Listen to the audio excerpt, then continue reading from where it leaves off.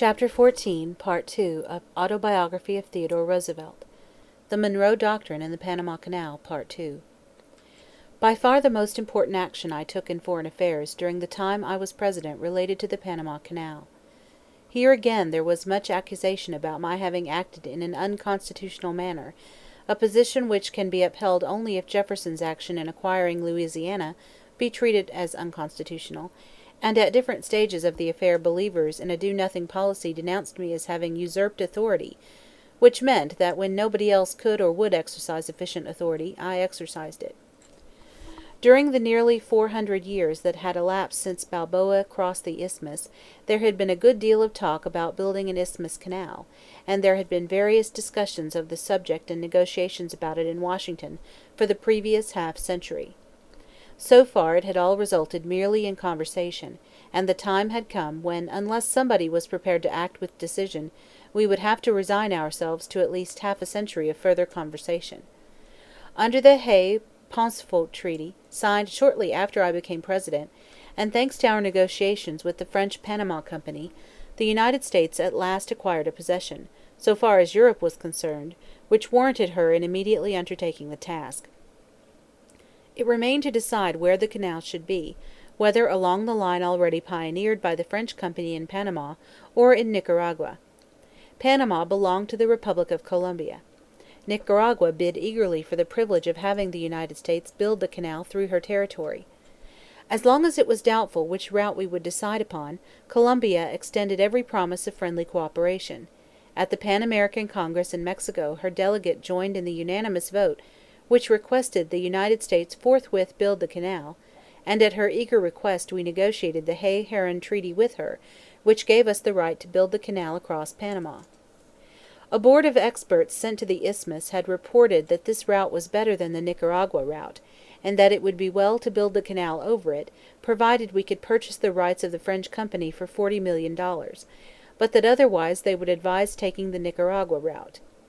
Ever since 1846 we had had a treaty with the power then in control of the isthmus, the Republic of New Granada, the predecessor of the Republic of Colombia and of the present Republic of Panama, by which treaty the United States was guaranteed free and open right of way across the Isthmus of Panama by any mode of communication that might be constructed, while in return our government guaranteed the perfect neutrality of the isthmus with a view to the preservation of free transit.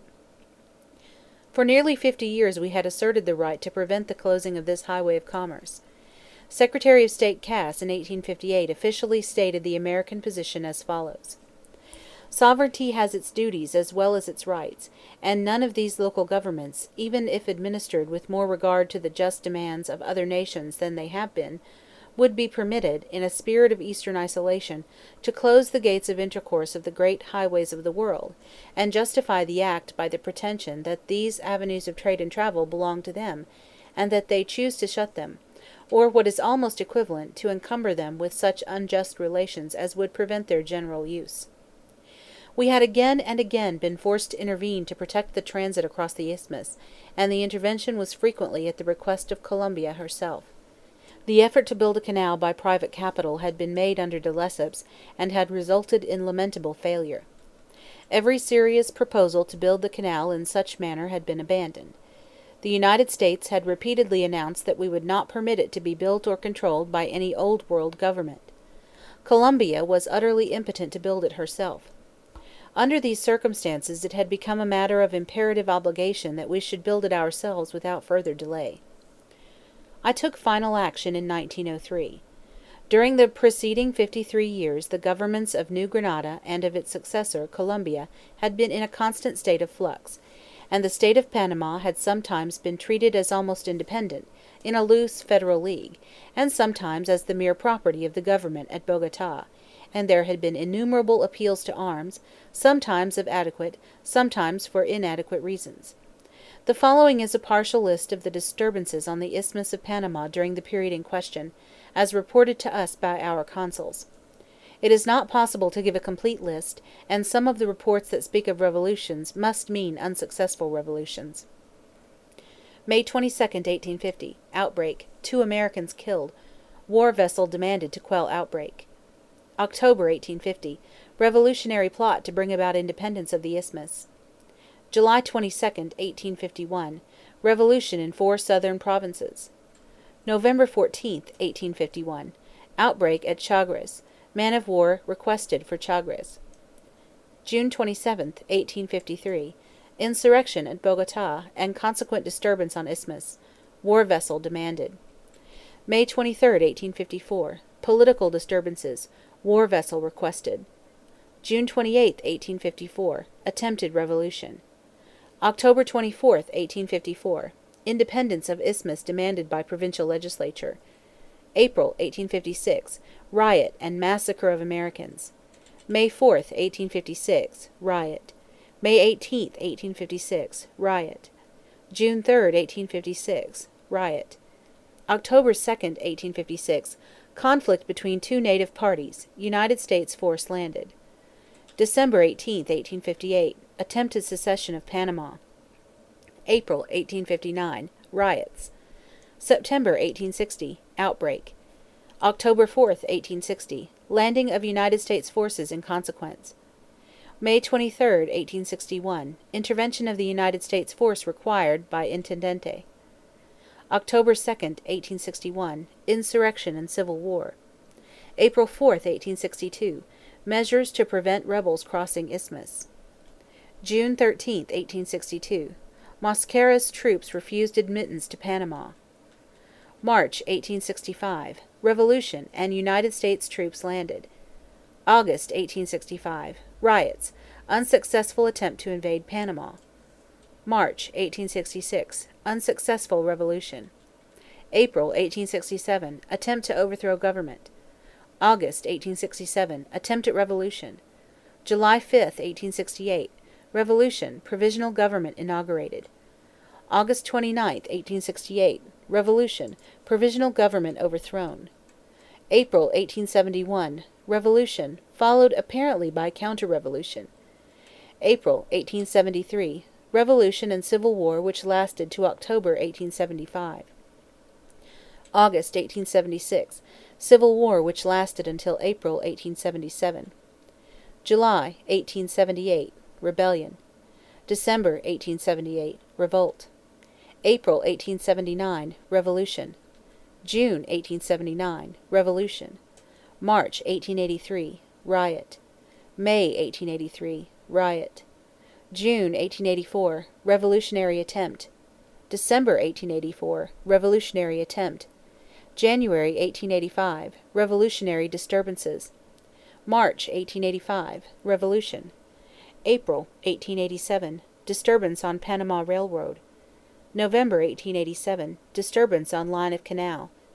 January 1889. Riot. January 1895. Revolution which lasted until April. March 1895. Incendiary attempt. October 1899. Revolution. February 1900 to July 1900. Revolution. January 1901. Revolution.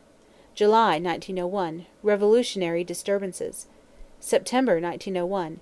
City of Colon taken by rebels. March 1902. Revolutionary disturbances. July 1902. Revolution. The above is only a partial list of the revolutions, rebellions, insurrections, riots, and other outbreaks that occurred during the period in question, yet they number 53 for the 53 years, and they showed a tendency to increase, rather than decrease, in numbers and intensity. One of them lasted for nearly 3 years before it was quelled, another for nearly a year. In short, the experience of over half a century had shown Columbia to be utterly incapable of keeping order on the Isthmus. Only the active interference of the United States had enabled her to preserve so much as a semblance of sovereignty. Had it not been for the exercise by the United States of the police power in her interest, her connection with the Isthmus would have been sundered long before it was. In 1856, in 1860, in 1873, in 1885, in 1901, and again in 1902, sailors and marines from United States warships were forced to land in order to patrol the Isthmus, to protect life and property, and to see that the transit across the Isthmus was kept open. In 1861, in 1862, in 1885, and in 1900, the Colombian government asked that the United States government would land troops to protect Colombian interests and maintain order on the isthmus. The people of Panama during the preceding 20 years had 3 times sought to establish their independence by revolution or secession, in 1885, in 1895, and in 1899. The peculiar relations of the United States towards the isthmus, and the acquiescence by Colombia in acts which were quite incompatible with the theory of her having an absolute and unconditioned sovereignty on the isthmus, are illustrated by the following 3 telegrams between 2 of our naval officers whose ships were at the isthmus and the Secretary of the Navy on the occasion of the first outbreak that occurred on the isthmus after I became President, a year before Panama became independent. September 12, 1902. Ranger, Panama. The United States guarantees perfect neutrality of isthmus and that a free transit from sea to sea be not interrupted or embarrassed. Any transportation of troops which might contravene these provisions of treaty should not be sanctioned by you, nor should use of road be permitted which might convert the line of transit into a theater of hostility. Moody. Colon, September 20, 1902. Secretary, Navy, Washington. Everything is conceded. The United States guards and guarantees traffic in the line of transit. Today I permitted the exchange of Colombian troops from Panama to Colon, about 1,000 men each way, the troops without in arms guarded by American naval force in the same manner as other passengers, arms and ammunition in separate train, guarded also by naval force in the same manner as other freight. McLean. Panama, October 3, 1902. Secretary, Navy, Washington, D.C. Have sent this communication to the American Consul at Panama.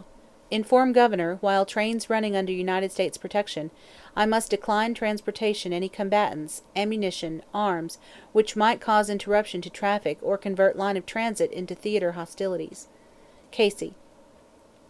When the government in nominal control of the isthmus continually besought American interference to protect the rights it could not itself protect, and permitted our government to transport Colombian troops unarmed, under protection of our own armed men, while the Colombian arms and ammunition came in a separate train, it is obvious that Colombian sovereignty was of such a character as to warrant our instigating that, inasmuch as it only existed because of our protection, there should be in requital a sense of the obligations that the acceptance of this protection implied. Meanwhile, Colombia was under a dictatorship. In 1898, M. A. San Clemente was elected president, and J. M. Marroquin vice president, of the Republic of Colombia. On July 31, 1900, the vice president, Marroquin, executed a coup d'état by seizing the person of the president, San Clemente, and imprisoning him at a place a few miles out of Bogotá. Marroquin thereupon declared himself possessed of the executive power because of the absence of the president, a delightful touch of unconscious humor. He then issued a decree that public order was disturbed, and upon that ground assumed to himself legislative power under another provision of the Constitution. That is, having himself disturbed the public order, he alleged that the disturbances as a justification for seizing absolute power. Thenceforth Marroquin, without the aid of any legislative body, ruled as a dictator, combining the supreme executive, legislative, civil, and military authorities in the so-called Republic of Colombia. The absence of San Clemente from the capital became permanent by his death in prison in the year 1902. When the people of Panama declared their independence in November 1903, no Congress had sat in Colombia since the year 1898, except the special Congress called by Marroquin to reject the Canal Treaty, and which did reject it by a unanimous vote, and adjourned without legislating on any other subject. The Constitution of 1886 had taken away from Panama the power of self-government and vested it in Colombia. The coup d'état of Marroquin took away from Colombia herself the power of government and vested it in an irresponsible dictator. Consideration of the above facts ought to be enough to show any human being that we were not dealing with normal conditions on the Isthmus and in Colombia. We were dealing with the government of an irresponsible alien dictator, and with a condition of affairs on the Isthmus itself which was marked by one uninterrupted series of outbreaks and revolutions. As for the consent of the governed theory, that absolutely justified our action. The people on the Isthmus were governed. They were governed by Colombia without their consent, and they unanimously repudiated the Colombian government and demanded that the United States build the canal. End of chapter 14, part 2. Chapter 14, Part 3 of Autobiography of Theodore Roosevelt. The Monroe Doctrine and the Panama Canal, Part 3. I had done everything possible, personally and through Secretary Hay, to persuade the Colombian government to keep faith. Under the Hay-Pauncefote Treaty, it was explicitly provided that the United States should build the canal, should control, police, and protect it, and keep it open to the vessels of all nations on equal terms. We had assumed the position of guarantor of the canal, including, of course, the building of the canal, and of its peaceful use by all the world. The enterprise was recognized everywhere as responding to an international need. It was a mere travesty on justice to treat the government in possession of the isthmus as having the right, which Secretary Cass 45 years before had so emphatically repudiated, to close the gates of intercourse on one of the great highways of the world. When we submitted to Columbia the Hay-Herran Treaty, it had been settled that the time for delay, the time for permitting any government of antisocial character or of imperfect development to bar the work, had passed. The United States had assumed in connection with the canal certain responsibilities, not only to its own people but to the civilized world, which imperatively demanded that there should be no further delay in beginning the work. The Hay-Herran Treaty, if it erred at all, erred in being over-generous toward Colombia. The people of Panama were delighted with the treaty, and the President of Colombia, who embodied in his own person the entire government of Colombia, had authorized the treaty to be made. But after the treaty had been made, the Colombia government thought it had the matter in its own hands, and the further thought, equally wicked and foolish, came into the heads of the people in control at Bogota, that they would seize the French company at the end of another year, and take for themselves the $40 million which the United States had agreed to pay the Panama Canal Company. President Maroquin, through his minister, had agreed to the Hay-Herran Treaty in January 1903. He had the absolute power of an unconstitutional dictator to keep his promise or break it. He determined to break it. To furnish himself an excuse for breaking it, he devised the plan of summoning a Congress especially called to reject the Canal Treaty. This the Congress, a Congress of mere puppets, did, without a dissenting vote, and the puppets adjourned forthwith without legislating on any other subject.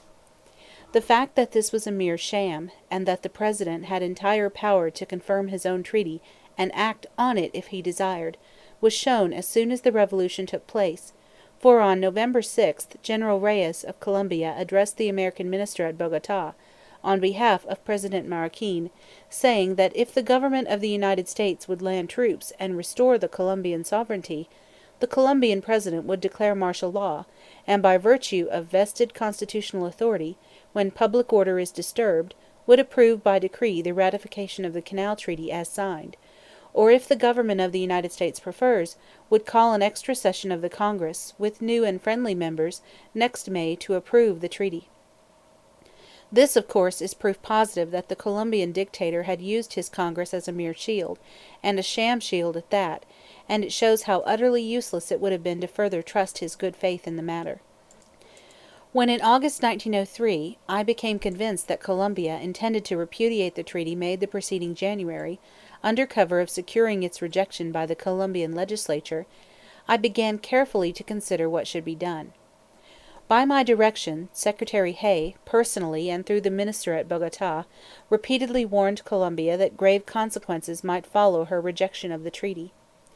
The possibility of ratification did not wholly pass away until the close of the session of the Colombian Congress on the last day of October. There would then be two possibilities. One was that Panama would remain quiet. In that case I was prepared to recommend to Congress that we should at once occupy the isthmus anyhow, and proceed to dig the canal, and I had drawn out a draft of my message to this effect. But from the information I received, I deemed it likely that there would be a revolution in Panama as soon as the Colombian Congress adjourned without ratifying the treaty, for the entire population of Panama felt that the immediate building of the canal was of vital concern to their well-being. Correspondents of the different newspapers on the isthmus had sent their respective papers widely published forecasts indicating that there would be a revolution in such an event. Moreover, on October 16th, at the request of Lieutenant General Young, Captain Humphrey, and Lieutenant Murphy, 2 army officers who had returned from the Isthmus, saw me and told me that there would unquestionably be a revolution on the Isthmus, that the people were unanimous in their criticism of the Bogota government and their disgust over the failure of that government to ratify the treaty, and that the revolution would probably take place immediately after the adjournment of the Colombian Congress. They did not believe that it would be before October 20th, but they were confident that it would certainly come at the end of October or immediately afterwards, when the Colombian Congress had adjourned. Accordingly, I directed the Navy Department to station various ships within easy reach of the Isthmus, to be ready to act in the event of need arising. These ships were barely in time. On November 3rd the revolution occurred. Practically everybody on the Isthmus, including all the Colombian troops that were already stationed there, joined in the revolution, and there was no bloodshed. But on that same day 400 new Colombian troops were landed at Colon. Fortunately, the gunboat Nashville, under Commander Hubbard, reached Colon almost immediately afterwards, and when the commander of the Colombian forces threatened the lives and property of the American citizens, including women and children, in Colon, Commander Hubbard landed a few score sailors and marines to protect them. By a mixture of firmness and tact he not only prevented any assault on our citizens, but persuaded the Colombian commander to re-embark his troops for Cartagena. On the Pacific side a Colombian gunboat shelled the city of Panama, with the result of killing 1 Chinaman, the only life lost in the whole affair. No one connected with the American government had any part in preparing, inciting, or encouraging the revolution, and except for the reports of our military and naval officers, which I forwarded to Congress, no one connected with the government had any previous knowledge concerning the proposed revolution, except such as was accessible to any person who read the newspapers and kept abreast of current questions and current affairs. By the unanimous action of its people, and without the firing of a shot, the state of Panama declared themselves an independent republic. The time for hesitation on our part had passed. My belief then was, and the events that have occurred since have more than justified it, that from the standpoint of the United States it was imperative, not only for civil but for military reasons, that there should be the immediate establishment of easy and speedy communication by sea between the Atlantic and the Pacific. These reasons were not of convenience only, but of vital necessity, and did not admit of indefinite delay. The action of Colombia had shown not only that the delay would be indefinite, but that she intended to confiscate the property and the rights of the French Panama Canal Company. The report of the Panama Canal Committee of the Colombian Senate on October 14, 1903, on the proposed treaty with the United States, proposed that all consideration of the matter should be postponed until October 31, 1904, when the next Colombian Congress would have convened, because by that time the new Congress would be in condition to determine whether, through lapse of time, the French company had not forfeited its property and rights. When that time arrives, the report significantly declared, the Republic, without any impediment, will be able to contract, and will be in more clear, more definite, and more advantageous possession, both legally and materially. The naked meaning of this was that Colombia proposed to wait a year, and then enforce a forfeiture of the rights and property of the French Panama Canal Company, so as to secure the $40 million our government had authorized as payment to this company. If we had sat supine, this would doubtless have meant that France would have interfered to protect the company, and we should have had on the Isthmus not the company but France, and the gravest international complications might have ensued. Every consideration of international morality and expediency, of duty to the Panama people, and of satisfaction of our own national interests and honor, bade us take immediate action. I recognized Panama forthwith on behalf of the United States, and practically all the countries of the world immediately followed suit. The State Department immediately negotiated a canal treaty with the new republic. One of the foremost men in securing the independence of Panama, and the treaty which authorized the United States forthwith to build the canal, was M. Philippe Bunau Varilla, an eminent French engineer formerly associated with de Lesseps and then living on the Isthmus. His services to civilization were notable, and deserve the fullest recognition. From the beginning to the end our course was straightforward and in absolute accord with the highest standards of international morality. Criticism of it can come only from misinformation, or else from a sentimentality which represents both mental weakness and a moral twist. To have acted otherwise than I did would have been on my part betrayal of the interests of the United States, indifference to the interests of Panama, and recreancy to the interests of the world at large. Columbia had forfeited every claim to consideration. Indeed, this is not stating the case strongly enough. She had so acted that yielding to her would have meant on our part that culpable form of weakness which stands on a level with wickedness.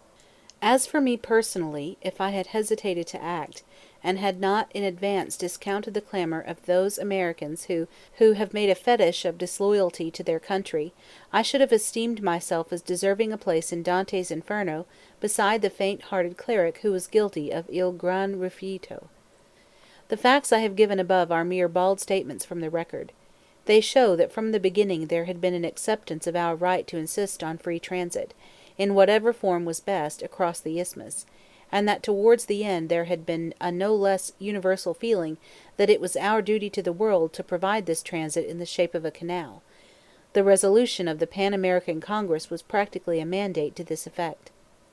Columbia was then under a one-man government, a dictatorship, founded on usurpation of absolute and irresponsible power.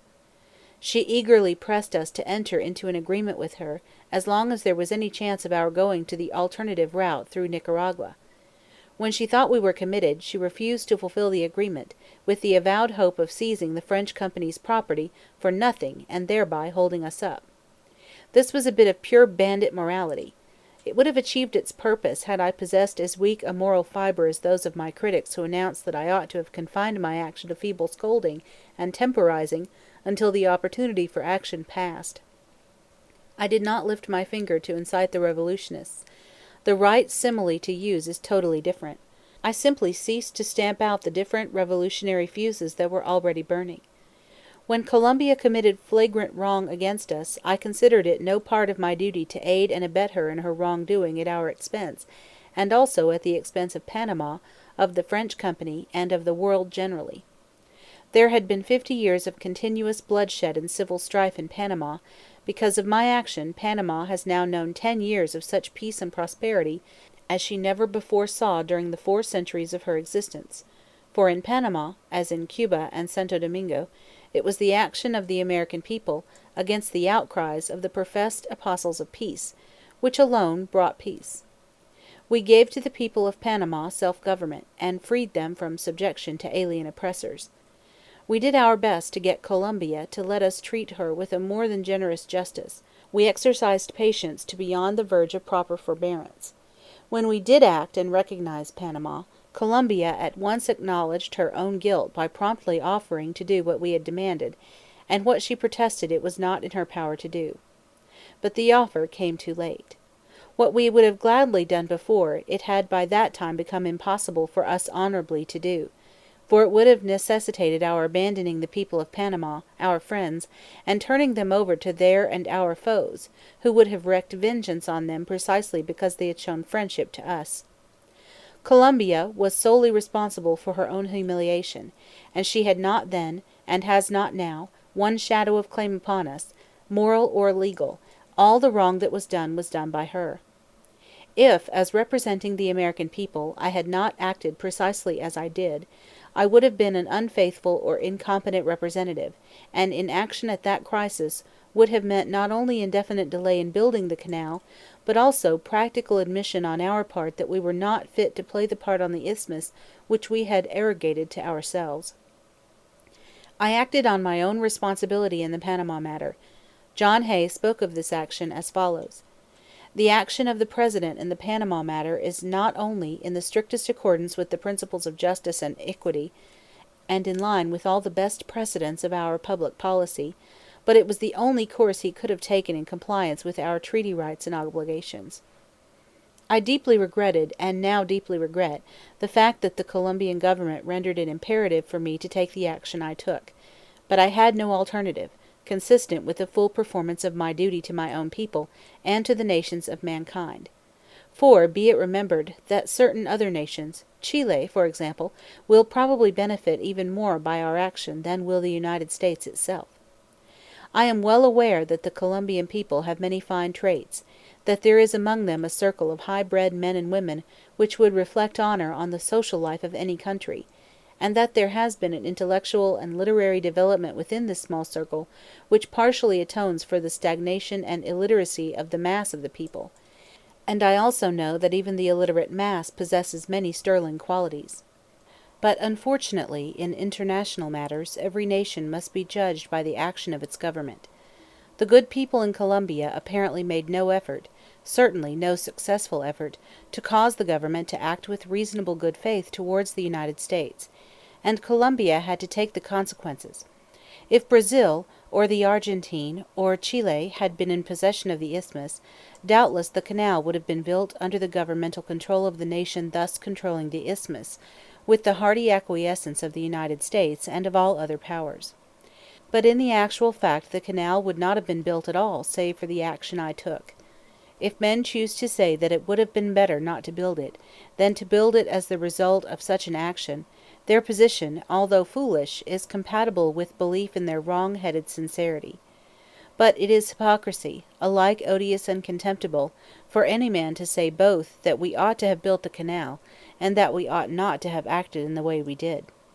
After a sufficient period of wrangling, the Senate ratified the treaty with Panama, and work on the canal was begun. The first thing that was necessary was to decide the type of canal. I summoned a board of engineering experts, foreign and native. They divided on their report. The majority of the members, including all the foreign members, approved a sea-level canal. The minority, including most of the American members, approved a lock canal. Studying these conclusions, I came to the belief that the minority was right. The two great traffic canals of the world were the Suez and the Soo. The Suez Canal is a sea-level canal, and it was the one best known to European engineers. The Soo Canal, through which an even greater volume of traffic passes every year, is a lock canal, and the American engineers were thoroughly familiar with it, whereas, in my judgment, the European engineers had failed to pay proper heed to the lessons taught by its operation and management. Moreover, the engineers who were to do the work at Panama all favored a lock canal.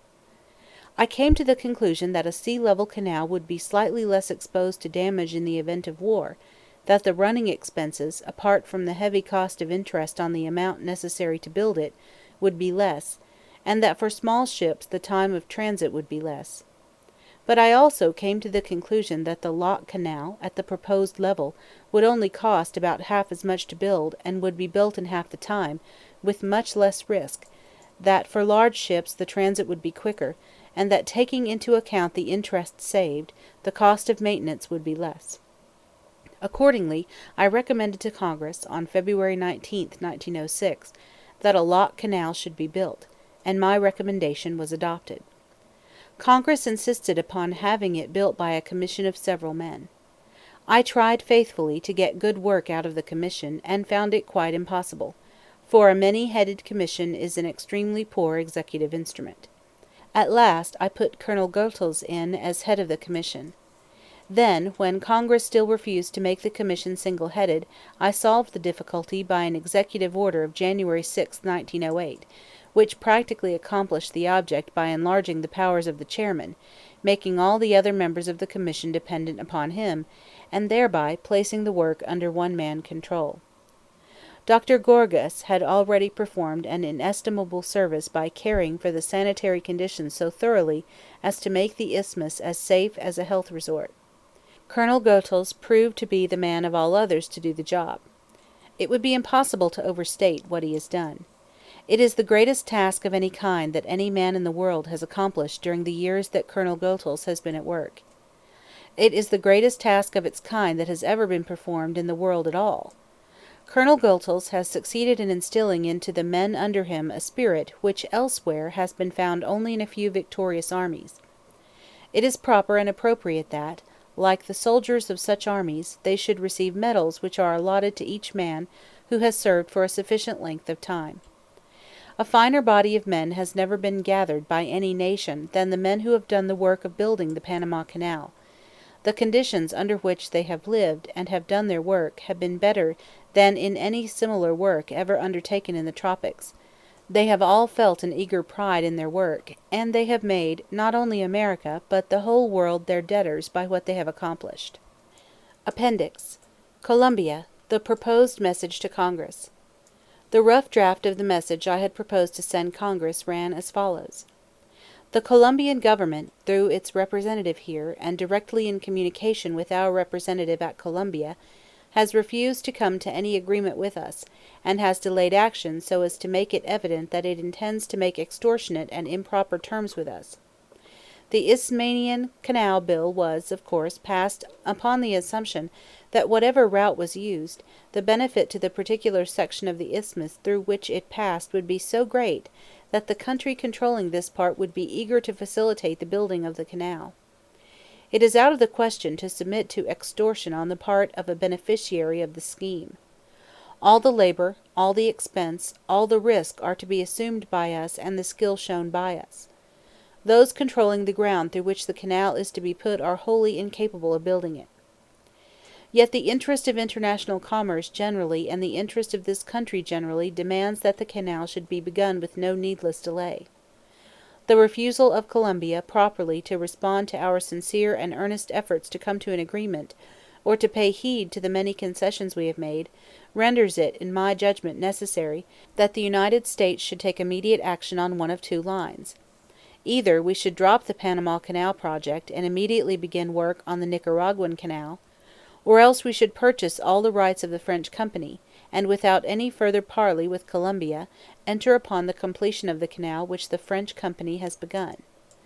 I feel that the latter course is the one demanded by the interests of this nation, and therefore I bring the matter to your attention for such action in the premises as you may deem wise.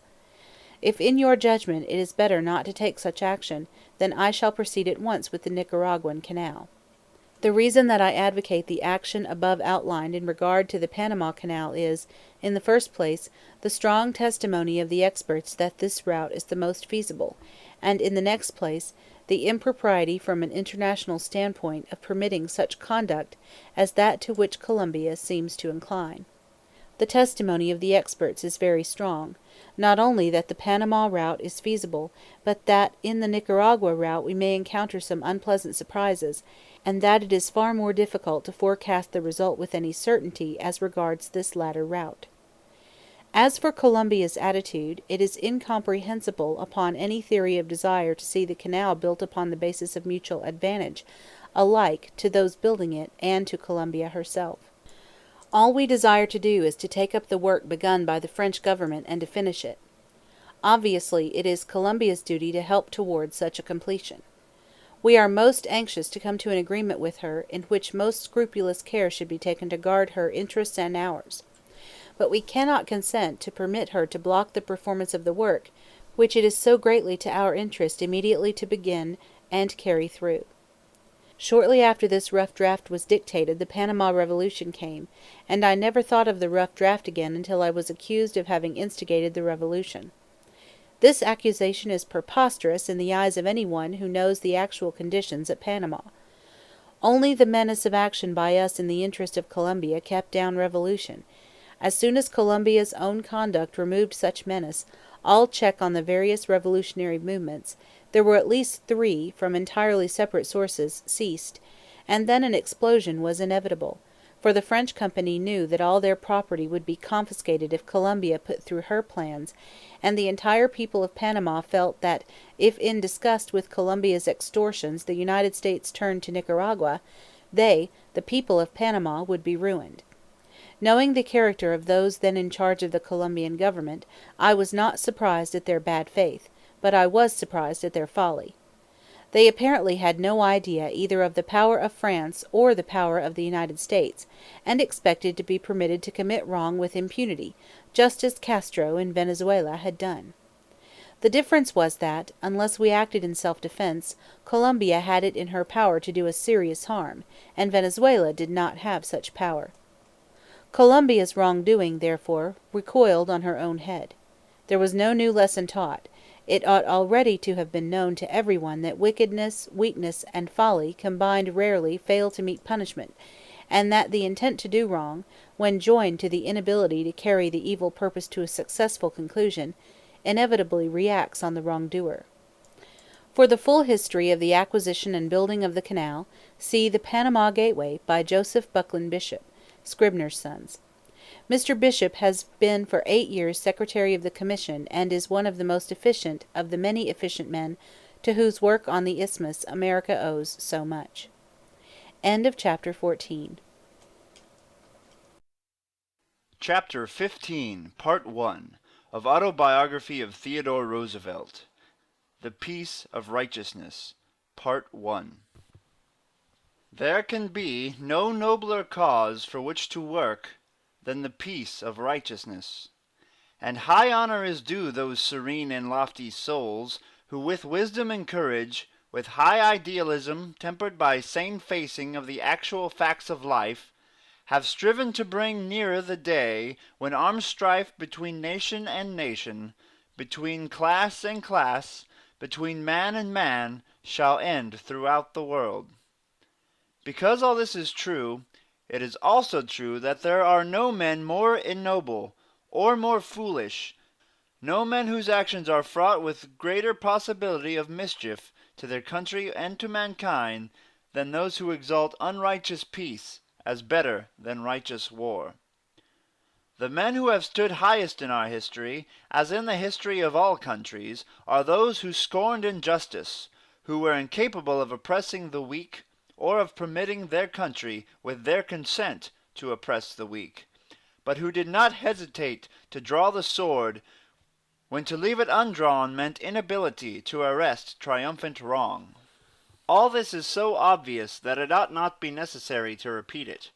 Yet every man in active affairs who also reads about the past grows by bitter experience to realize that there are plenty of men, not only among those who mean ill, but among those who mean well, who are ready enough to praise what was done in the past, and yet are incapable of profiting by it when faced by the needs of the present.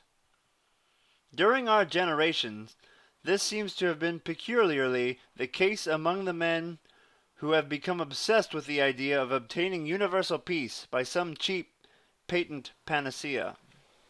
There has been a real and substantial growth in the feeling for international responsibility and justice among the great civilized nations during the past 60 or 80 years.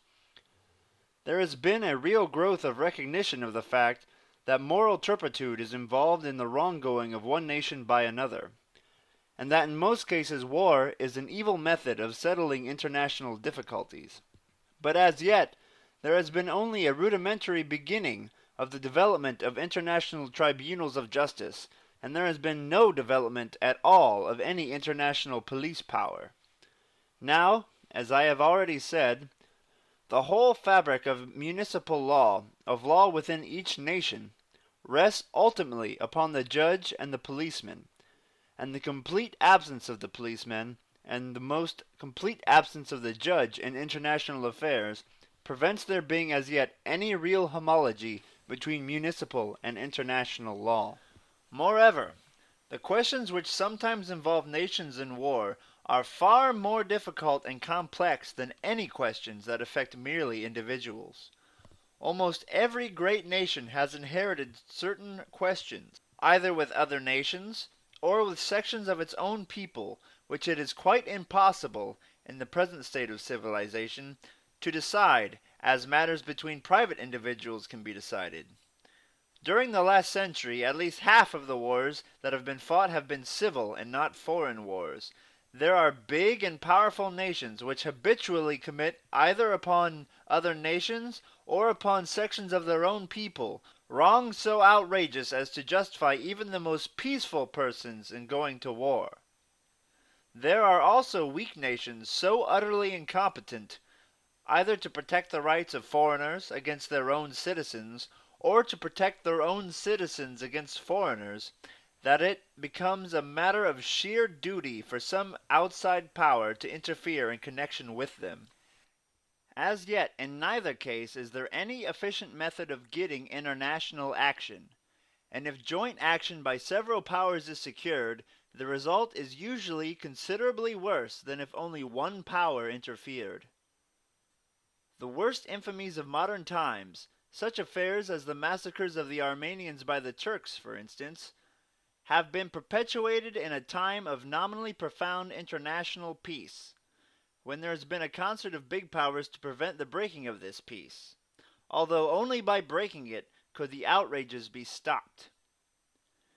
Be it remembered that the peoples who suffered by these hideous massacres, who saw their women violated and their children tortured, were actually enjoying the benefits of, quote, disarmament, unquote. Otherwise, they would not have been massacred. For if the Jews in Russia and the Armenians in Turkey had been armed, and had been efficient in the use of their arms, no mob would have meddled with them. Yet amiable but fatuous persons, with all these facts before their eyes, pass resolutions demanding universal arbitration for everything, and the disarmament of free civilized powers and their abandonment of their armed forces, or else they write well-meaning, solemn little books, or pamphlets or editorials, and articles in magazines or newspapers, to show that it is, quote, an illusion, unquote, to believe that war ever pays, because it is expensive. This is precisely like arguing that we should disband the police and devote our sole attention to pursuing criminals, that it is, quote, an illusion, unquote, to suppose that burglary, highway robbery, and white slavery are profitable.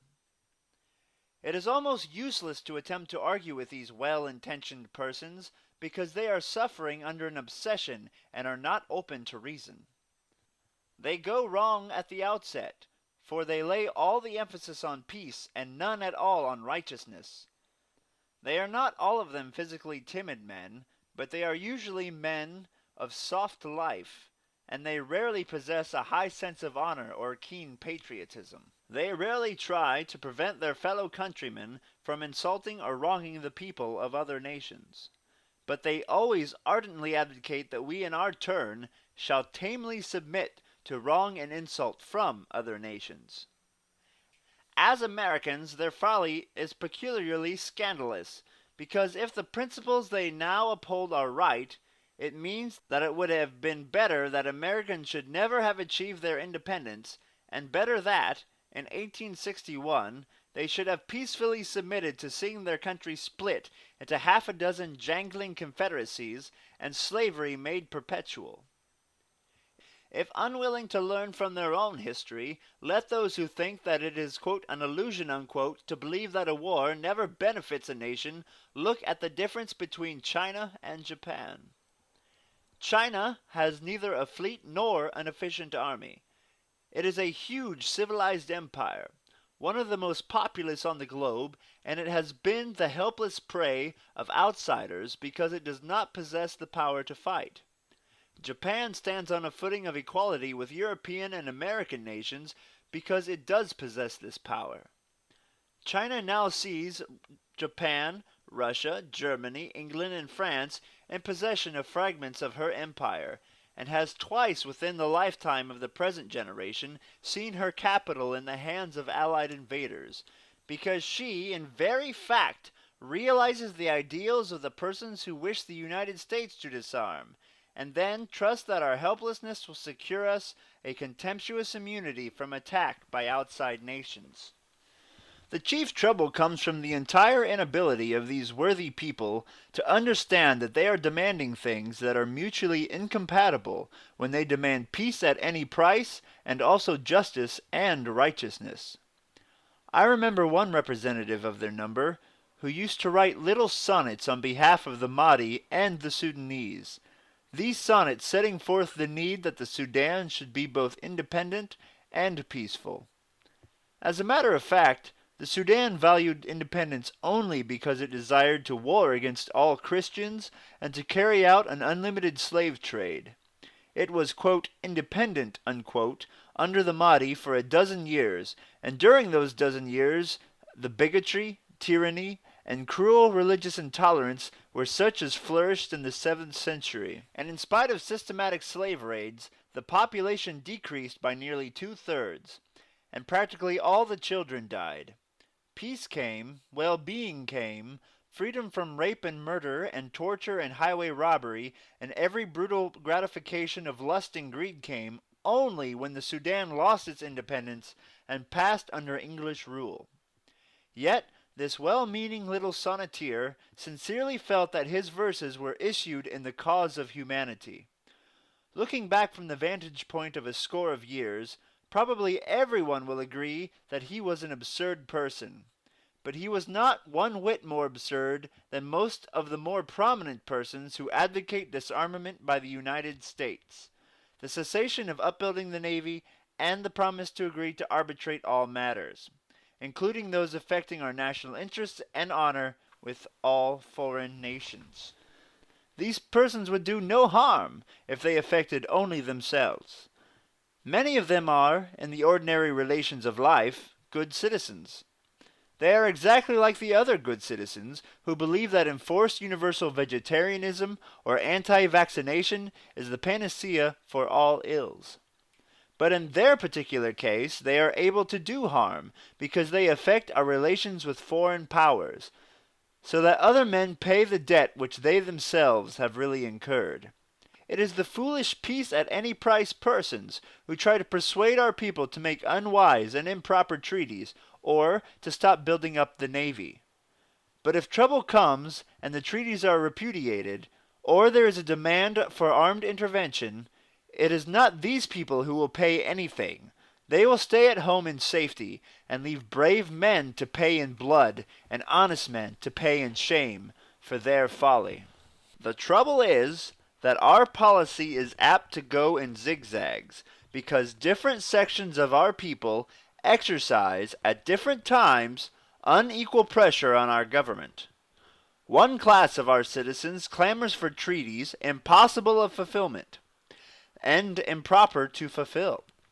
Another class has no objection to the passage of these treaties, so long as there is no concrete case to which they apply, but instantly oppose a veto on their application when any concrete case does actually arise.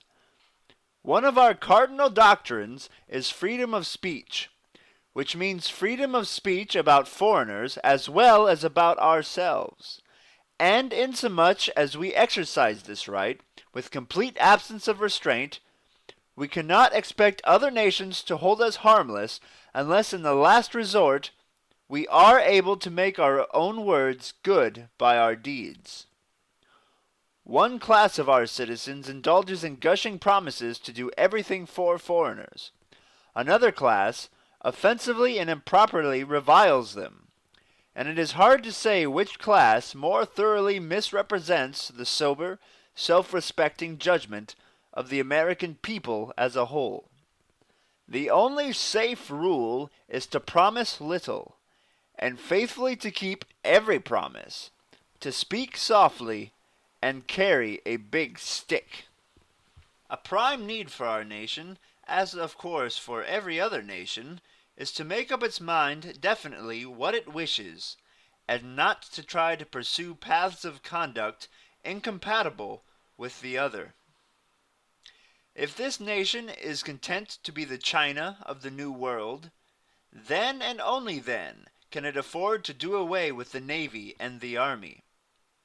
If it is content to abandon Hawaii and the Panama Canal, to cease to talk of the Monroe Doctrine, and to admit the right of any European or Asiatic power to dictate what immigrants shall be sent to and received in America, and whether or not they shall be allowed to become citizens and hold land, why, of course, if America is content to have nothing to say on any of these matters and to keep silent in the presence of armed outsiders, then it can abandon its navy and agree to arbitrate all questions of all kinds with every foreign power. In such event, it can afford to pass its spare time in one continuous round of universal peace celebrations, and of smug self-satisfaction in having earned the derision of all the virile peoples of mankind. Those who advocate such a policy do not occupy a lofty position, but at least their position is understandable. It is entirely inexcusable, however, to try to combine the unready hand with the unbridled tongue. It is folly to permit freedom of speech about foreigners as well as ourselves, and the peace at any price persons are much too feeble a folk to try to interfere with freedom of speech, and yet try to shirk the consequences of freedom of speech. It is folly to try to abolish our Navy, and at the same time to insist that we have a right to enforce the Monroe Doctrine, that we have the right to control the Panama Canal which we ourselves dug, that we have a right to retain Hawaii and prevent nations from taking Cuba, and a right to determine what immigrants, Asiatic or European, shall come to our shores, and the terms on which they shall be naturalized, and shall hold land and exercise other privileges. We are a rich people, and an unmilitary people. In international affairs, we are a short-sighted people. But I know my countrymen. Down at bottom, their temper is such that they will not permanently tolerate injustice done to them. In the long run, they will no more permit affronts to their national honor than injuries to their national interests. Such being the case, they will do well to remember that the surest of all ways to invite disaster is to be opulent, aggressive, and unarmed. Throughout the 7.5 years that I was president, I pursued without faltering one consistent foreign policy, a policy of genuine international goodwill and of consideration for the rights of others, and at the same time of steady preparedness. The weakest nations knew that they, no less than the strongest, were safe from insolence and injury at our hands, and the strong and the weak alike also knew that we possessed both the will and the ability to guard ourselves from wrong or insult at the hands of anyone. It was under my administration that the Hague Court was saved from becoming an empty farce. It had been established by joint international agreement, but no power had been willing to resort to it. Those establishing it had grown to realize that it was in danger of becoming a mere paper court, so that it would never really come into being at all. Monsieur d'Estournelles de Constant had been especially alive to this danger. By correspondence and in personal interviews, he impressed upon me the need not only of making advances by actually applying arbitration, not merely promising by treaty to apply it, to the questions that were up for settlement, but of using the Hague Tribunal for this purpose. I cordially sympathized with these views. On the recommendation of John Hay, I succeeded in getting an agreement with Mexico to lay a matter in dispute between the two republics before the Hague Court. This was the first case ever brought before the Hague Court. It was followed by numerous others, and it definitely established that court as the great international peace tribunal. By mutual agreement with Great Britain, through the decision of a joint commission, of which the American members were Senators Lodge and Turner and Secretary Root, we were able peacefully to settle the Alaska boundary question, the only question remaining between ourselves and the British Empire, which it was not possible to settle by friendly arbitration. This, therefore, represented the removal of the last obstacle to absolute agreement between the two peoples. We were of substantial service in bringing to a satisfactory conclusion the negotiations at Algeciras concerning Morocco. We concluded with Great Britain, and with most of the other great nations, arbitration treaties specifically agreeing to arbitrate all matters, and especially the interpretation of treaties, save only as regards questions affecting territorial integrity, national honor, and vital national interests. We made with Great Britain a treaty guaranteeing the free use of the Panama Canal on equal terms with the ships of all nations, while reserving to ourselves the right to police and fortify the canal, and therefore to control it in the time of war. Under this treaty, we are in honor bound to arbitrate the question of canal tolls for coastwise traffic between the western and eastern coasts of the United States. I believe that the American position as regards this matter is right.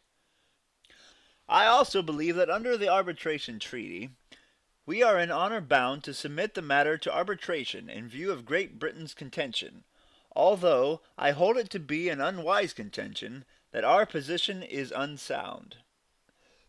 I empathetically disbelieve in making universal arbitration treaties which neither the makers nor anyone else would for a moment dream of keeping. I no less emphatically insist that it is our duty to keep the limited and sensible arbitration treaties which we have already made. The importance of a promise lies not in making it, but in keeping it. And the poorest of all positions for a nation to occupy in such a matter is readiness to make impossible promises at the same time that there is a failure to keep promises which have been made, which can be kept, and which it is discreditable to break. During the early part of the year 1905, the strain on the civilized world caused by the Russo-Japanese War became serious. The losses of life and of treasure were frightful. From all the sources of information at hand, I grew most strongly to believe that a further continuation of the struggle would be a very bad thing for Japan, and an even worse thing for Russia. Japan was already suffering terribly from the drain upon her men, and especially upon her resources, and had nothing further to gain from the continuance of the struggle. Its continuance to her meant more loss than gain, even if she were victorious. Russia, in spite of her gigantic strength, was, in my judgment, apt to lose even more than she had already lost, if the struggle continued. I deemed it probable that she would no more be able successfully to defend eastern Siberia and northern Manchuria than she had been able to defend southern Manchuria and Korea. If the war went on, I thought it, on the whole, likely that Russia would be driven west of Lake Baikal. But it was very far from certain. There is no certainty in such a war. Japan might have met defeat, and defeat to her would have spelt overwhelming disaster. And even if she had continued to win, what she thus won would have been of no value to her, and the cost in blood and money would have left her drained white. I believed, therefore, that the time had come when it was greatly to the interest of both combatants to have peace, and when, therefore, it was possible to get both to agree to peace. I first satisfied myself that each side wished me to act, but that, naturally and properly, each side was exceedingly anxious that the other should not believe that the action was taken on its initiative. I then sent an identical note to the two powers proposing that they should meet, through their representatives, to see if peace could not be made directly between them, and offered to act as an intermediary in bringing about such a meeting, but not for any other purpose. Each assented to my proposal in principle. There was difficulty in getting them to agree on a common meeting place, but each finally abandoned its original contention in the matter, and the representatives of the two nations finally met at Portsmouth in New Hampshire. I previously received the two delegations at Oyster Bay on the USS Mayflower, which, together with another naval vessel, I put at their disposal on behalf of the United States government, to take them from Oyster Bay to Portsmouth. As is customary, but both unwise and undesirable in such cases, each side advanced claims that the other could not grant. The chief difficulty came because of Japan's demand for a money indemnity. I felt that it would be better for Russia to pay some indemnity than to go on with the war, for there was little chance, in my judgment, of the war turning out favorably for Russia, and the revolutionary movement already under way bade fair to overthrow the negotiations entirely. I advised the Russian government to this effect, at the same time urging them to abandon their pretensions on certain other points, notably concerning the southern half of the Saghalien which the Japanese had taken. I also, however, and equally strongly, advised the Japanese that in my judgment it would have been the gravest mistake on their part to insist on continuing the war for the sake of a money indemnity, and the longer the war continued, the less able she would be to pay. I pointed out that there was no possible analogy between their case and that of Germany in the war with France, which they were fond of quoting. The Germans held Paris and half of France, and gave up much territory in lieu of the indemnity, whereas the Japanese were still many thousands miles from Moscow, and had no territory whatever which they wished to give up. I also pointed out that in my judgment, whereas the Japanese had enjoyed the sympathy of most of the civilized powers at the outset of and during the continuance of the war, they would forfeit it if they turned the war into one merely for getting money. And moreover, they would most certainly fail to get the money, and would simply find themselves at the end of a year, even if things prospered with them, in possession of territory they did not want, having spent enormous additional sums of money, and lost enormous additional numbers of men, and yet without a penny of remuneration. The Treaty of Peace was finally signed. As is inevitable under such circumstances, each side felt that it ought to have got better terms. And when the danger was well past, each side felt that it had been overreached by the other, and that if the war had gone on, it would have gotten more than it actually did get. The Japanese government had been wise throughout, except in the matter of announcing that it would insist on a money indemnity. Neither in national nor in private affairs is it ordinarily advisable to make a bluff which cannot be put through personally. I never believe in doing it under any circumstances. The Japanese people had been misled by this bluff of their government, and the unwisdom of the government's action in the matter was shown by the great resentment the treaty aroused in Japan, although it was so beneficial to Japan. There were various mob outbreaks, especially in the Japanese cities. The police were roughly handled, and several Christian churches were burned, as reported to me by the American minister.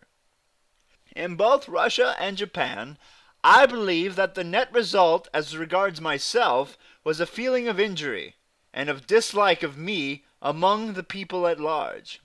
I had expected this.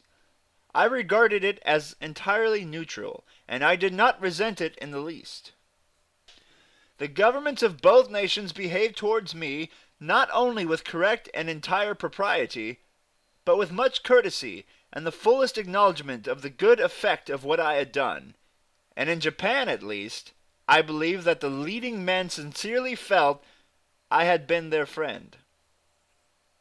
I had certainly tried my best to be the friend not only of the Japanese people, but of the Russian people, and I believe that what I did was for the best interests of both and of the world at large.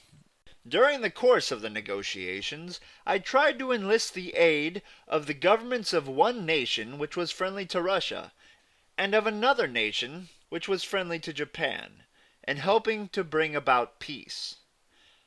I got no aid from either. I did, however, receive aid from the Emperor of Germany.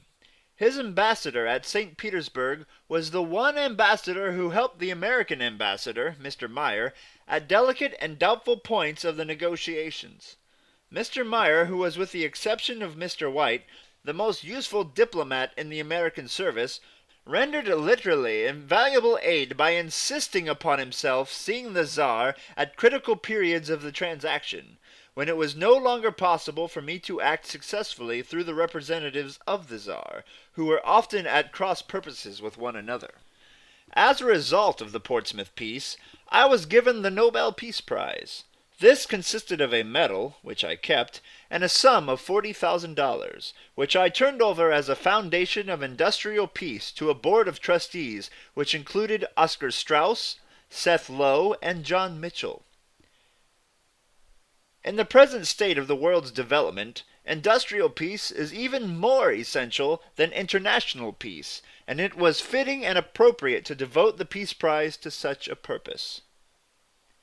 In 1910, while in Europe, one of my most pleasant experiences was my visit to Norway, where I addressed the Nobel Committee, and set forth in full the principles upon which I had acted, not only in this particular case, but throughout my administration. I received another gift which I deeply appreciated, an original copy of Sully's Memoirs of Henry Legrand, sent me with the following inscription. I translate it roughly. Paris, January 1906. The undersigned members of the French Parliamentary Group of International Arbitration and Conciliation have decided to tender President Roosevelt a token of their high esteem and their sympathetic recognition of the persistent and decisive initiative he has taken towards gradually substituting friendly and judicial for violent methods in case of conflict between nations. They believe that the action of President Roosevelt, which has realized the most generous hopes to be found in history, should be classified as a continuance of similar illustrious attempts of former times. Notably, the project for international concord, known under the name of the Great Design of Henry IV, and the memoirs of his Prime Minister, the Duc de Sully. In consequence, they have sought out a copy of the first edition of these memoirs, and they take pleasure in offering it to him with the request that he will keep it among his family papers. The signatures include those of Emily Loubet, A. Carnot, D. Estronales D. Constant, Astride Briand, Sully Prodhomme, Jan Jaurès, A. Falires, R. Poincaré, and 200 or 300 others. Of course, what I had done in connection with the Portsmouth peace was misunderstood by some good and sincere people, just as after the settlement of the coal strike there were persons who thereupon thought that it was in my power and was in my duty to settle all other strikes. So after the peace of Portsmouth there were other persons, not only Americans by the way, who thought it my duty forthwith to make myself a kind of international meddlesome matty, and interfere for peace and justice promiscuously over the world. Others, with a delightful non sequitur, jumped to the conclusion that insomuch as I had helped to bring about a beneficent and necessary peace, I must of necessity have changed my mind about war being ever necessary. A couple of days after peace was concluded, I wrote to a friend, quote, "Don't you be misled by the fact that just at the moment men are speaking well of me. They will speak ill soon enough. As Loeb remarked to me today, sometime soon I shall have to spank some little international brigand, and then all the well-meaning idiots will turn and shriek that this is inconsistent with what I did at the peace conference, whereas in reality it will be exactly in line with it." End quote. To one of my political opponents, Mr. Schurz, who wrote me congratulating me upon the outcome at Portsmouth and suggesting that the time was opportune for a move towards disarmament, I answered in a letter setting forth views which I thought sound then and think sound now. The letter read as follows. Oyster Bay, New York, September 8, 1905. My dear Mr. Schurz, I thank you for your congratulations. As to what you say about disarmament, which I suppose is the rough equivalent of, quote, the gradual diminution of the oppressive burdens imposed upon the world by armed peace, unquote, I am not clear either as to what can be done or what ought to be done. If I had been known as one of the conventional type of peace advocates, I could have done nothing whatever in bringing about peace now. I would be powerless in the future to accomplish anything, and I would not have been able to help counter the boons upon Cuba, the Philippines, Puerto Rico, and Panama brought about by our action therein. If the Japanese had not armed during the last 20 years, this would indeed be a sorrowful century for Japan. If this country had not fought the Spanish War, if we had failed to take the action we did about Panama, all mankind would have been the loser. While the Turks were butchering the Armenians, the European powers kept the peace, and thereby added a burden of infamy to the 19th century, for in keeping that peace, a greater number of lives were lost than in any European war since the days of Napoleon. And these lives were those of women and children as well as of men. while the moral degradation, the brutality inflicted and endured, the aggregate of hideous wrong done, surpass that of any war which we have record in modern times. Until people get it firmly fixed in their minds that peace is valuable chiefly as a means to righteousness, and that it can only be considered as an end when it also coincides with righteousness, we can do only a limited amount to advance its coming on this earth. There is, of course, no analogy at present between international law and private or municipal law, because there is no sanction of force for the former, while there is for the latter. Inside our own nation, the law-abiding man does not have to arm himself against the lawless, simply because there is some armed force, the police, the sheriff's posse, the National Guard, the regulars, which can be called out to enforce the laws. At present, there is no similar international force to call on, and I do not as yet see how it could at present be created. Hitherto, peace has often come only because some strong and on the whole just power has by armed force or the threat of armed force put a stop to disorder. In a very interesting French book the other day, I was reading how the Mediterranean was freed from pirates only by the Pax Britannica, established by England's naval force. The hopeless and hideous bloodshed and wickedness of Algiers and Turkestan was stopped, and could only be stopped when civilized nations in the shape of Russia and France took possession of them. The same was true of Burma and the Malay states, as well as Egypt. With regard to England, peace has come only as the sequel to armed interference of a civilized power, which relatively to its opponent was a just and beneficent power. If England had disarmed to the point of being unable to conquer the Sudan and protect Egypt, so that the Mahdists had established their supremacy in northeastern Africa, the result would have been a horrible and bloody calamity to mankind. It was only the growth of the European powers and military efficiency that freed Eastern Europe from the dreadful scourge of the Tartar and partially freed it from the dreadful scourge of the Turk. Unjust war is dreadful. A just war may be the highest duty. To have the best nations, the free and civilized nations, disarm, and leave the despotisms and barbarisms with great military force, would be a calamity compared to which the calamities caused by all the wars of the 19th century would be trivial. Yet it is not easy to see how we can by international agreement state exactly which power ceases to be free and civilized and which comes near the line of barbarism or despotism. For example, I suppose it would be very difficult to get Russia and Japan to come to a common agreement on this point, and there are at least some citizens of other nations, not to speak of their governments, whom it would also be hard to get together. This does not in the least mean that it is hopeless to make the effort. It may be that some scheme will be developed. America, fortunately, can cordially assist in such an effort, for no one in his senses would suggest our disarmament. And though we should continue to perfect our small navy and our minute army, I do not think it necessary to increase the number of our ships, at any rate as things look now, nor the number of our soldiers.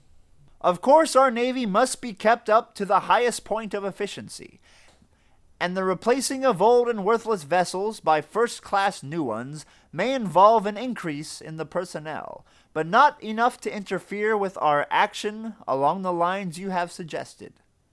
But before I would know how to advocate such action, save in some such way as commending it to the attention of the Hague Tribunal, I would have to have a feasible and rational plan of action presented.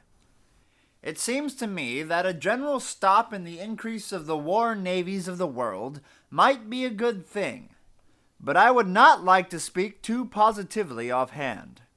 Of course, it is only in continental Europe that the armies are too large, and before advocating action as regards them, I should have to weigh matters carefully, including, by the way, such a matter as the Turkish army. At any rate, nothing useful can be done unless with the clear recognition that we object to putting peace second to righteousness. Sincerely yours, Theodore Roosevelt. Honorable Carl Schurz, Bolton Landing, Lake George, New York. End of Chapter 15, Part 1. Chapter 15, Part 2 of Autobiography of Theodore Roosevelt. The Peace of Righteousness, Part 2. In my own judgment, the most important service that I rendered to peace was the voyage of the battle fleet round the world.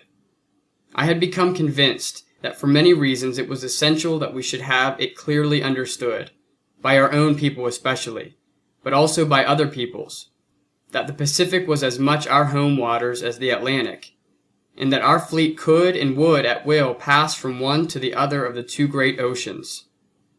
It seemed to me evident that such a voyage would greatly benefit the Navy itself, would arouse popular interest in and enthusiasm for the Navy. It would make foreign nations accept as a matter of course that our fleet should from time to time be gathered in the Pacific, just as from time to time it was gathered in the Atlantic, and that its presence in one ocean was no more to be accepted as a mark of hostility to any Asiatic power than its presence in the Atlantic was to be accepted as a mark of hostility to any European power. I determined on the move, without consulting the cabinet, precisely as I took Panama without consulting the cabinet. A council of war never fights, and in a crisis the duty of a leader is to lead, and not to take refuge behind the generally timid wisdom of a multitude of counselors. At that time, as I happen to know, neither the English nor the German authorities believed it possible to take a fleet of great battleships round the world. They did not believe that their own fleets could perform the feat, and still less did they believe that the American fleet could. I made up my mind that it was time to have a showdown in the matter, because if it was really true that our fleet could not get from the Atlantic to the Pacific, it was much better to know it and be able to shape our policy in view of the knowledge. Many persons publicly and privately protested against the move on the ground that Japan would accept it as a threat. To this I answered nothing in public. In private I said that I did not believe Japan would so regard it, because Japan knew my sincere friendship and admiration for her, and realized that we could not as a nation have any intention of attacking her, and that if there were any such feeling on the part of Japan, as was alleged, that very fact rendered it imperative that that fleet should go. When in the spring of 1910 I was in Europe, I was interested to find that high naval authorities in both Germany and Italy had expected that war would come at the time of the voyage. They asked me if I had not been afraid of it, and if I had not expected that hostilities would begin at least by the time that the fleet reached the Straits of Magellan. I answered that I did not expect it, that I believed that Japan would feel as friendly in the matter as we did, but that if my expectations had proved mistaken, it would have been proof positive that we were going to be attacked anyhow, and that in such an event it would have been an enormous gain to have had the 3 months preliminary preparation, which enabled the fleet to start perfectly equipped. In a personal interview before they left, I had explained to the officers in command that I believed the trip would be one of absolute peace, but that they were to take exactly the same precautions against sudden attack of any kind, as if we were at war with all the nations of the earth, and that no excuse of any kind would be accepted if there were a sudden attack of any kind and we were taken unawares. My prime purpose was to impress the American people, and this purpose was fully achieved. The cruise did make a very deep impression abroad. Boasting about what we have done does not impress foreign nations at all, except unfavorably, but positive achievement does. And the two American achievements that really impressed foreign peoples during the first dozen years of this century were the digging of the Panama Canal and the cruise of the battle fleet round the world. but the impression made on our own people was of far greater consequence. No single thing in the history of the new United States Navy has done as much to stimulate popular interest and belief in it as the World Cruise. This effect was forecast in a well-informed and friendly English periodical, the London Spectator. Writing in October 1907, a month before the fleet sailed from Hampton Roads, the Spectator said, "All over America, the people will follow the movements of the fleet. They will learn something of the intricate details of the coaling and commissariat work under warlike conditions. And in a word, their attention will be aroused. Next time Mr. Roosevelt or his representatives appeal to the country for new battleships, they will do so to people whose minds have been influenced one way or the other. The naval program will not have stood still. We are sure that, apart from increasing the efficiency of the existing fleet, this is the aim which Mr. Roosevelt had in mind. He has a policy which projects itself far into the future, but it is an entire misreading of it to suppose that it is aimed narrowly and definitely at any single power. I first directed the fleet of 16 battleships to go round through the Straits of Magellan to San Francisco. From thence I ordered them to New Zealand and Australia, then to the Philippines, China, and Japan, and home through Suez. They stopped in the Mediterranean to help the sufferers from the earthquake at Messina, by the way, and did this work as effectively as they had done all their other work. Admiral Evans commanded the fleet to San Francisco. There Admiral Sperry took it. Admirals Thomas, Wainwright, and Schroeder rendered distinguished service under Evans and Sperry. The coaling and other preparations were made in such excellent shape by the department that there was never a hitch, not so much as the delay of an hour, in keeping every appointment made. All the repairs were made without difficulty. The ship concerned merely falling out of column for a few hours, and when the job was done steaming at speed until she regained her position. Not a ship was left in any port, and there was hardly a desertion. As soon as it was known that the voyage was to be undertaken, men crowded to enlist, just as freely from the Mississippi Valley as from the seaboard, and for the first time since the Spanish War the ships put to sea overmanned, and by as stalwart a set of men-of-war's men as ever looked through a porthole, game for a fight or a frolic, but withal so self-respecting and with such a sense of responsibility that in all the ports in which they landed their conduct was exemplary. The fleet practiced incessantly during the voyage, both with the guns and in battle tactics, and came home a much more efficient fighting instrument than when it started 16 months before. The best men of command rank in our own service were confident that the fleet would go round in safety, in spite of the incredulity of foreign critics. Even they, however, did not believe that it was wise to send the torpedo craft around. I accordingly acquiesced in their views, as it did not occur to me to consult the lieutenants. But shortly before the fleet started, I went in the government yacht, Mayflower, to inspect the target practice off Provincetown. I was accompanied by 2 torpedo boat destroyers, in charge of a couple of naval lieutenants, thorough gamecocks, and I had the 2 lieutenants aboard to dine one evening. Towards the end of the dinner, they could not refrain from asking if the torpedo flotilla was to go round with the big ships. I told them no, that the admirals and captains did not believe that the torpedo boats could stand it, and believed that the officers and crews aboard the cockleshells would be worn out by the constant pitching and bouncing and the everlasting need to make repairs. My 2 guests chorused an eager assurance that the boats could stand it. They assured me that the enlisted men were even more anxious to go than were the officers, mentioning that on one of their boats the terms of enlistment of most of the crew were out, and the men were waiting to see whether or not to re-enlist, as they did not care to do so unless the boats were to go on the cruise.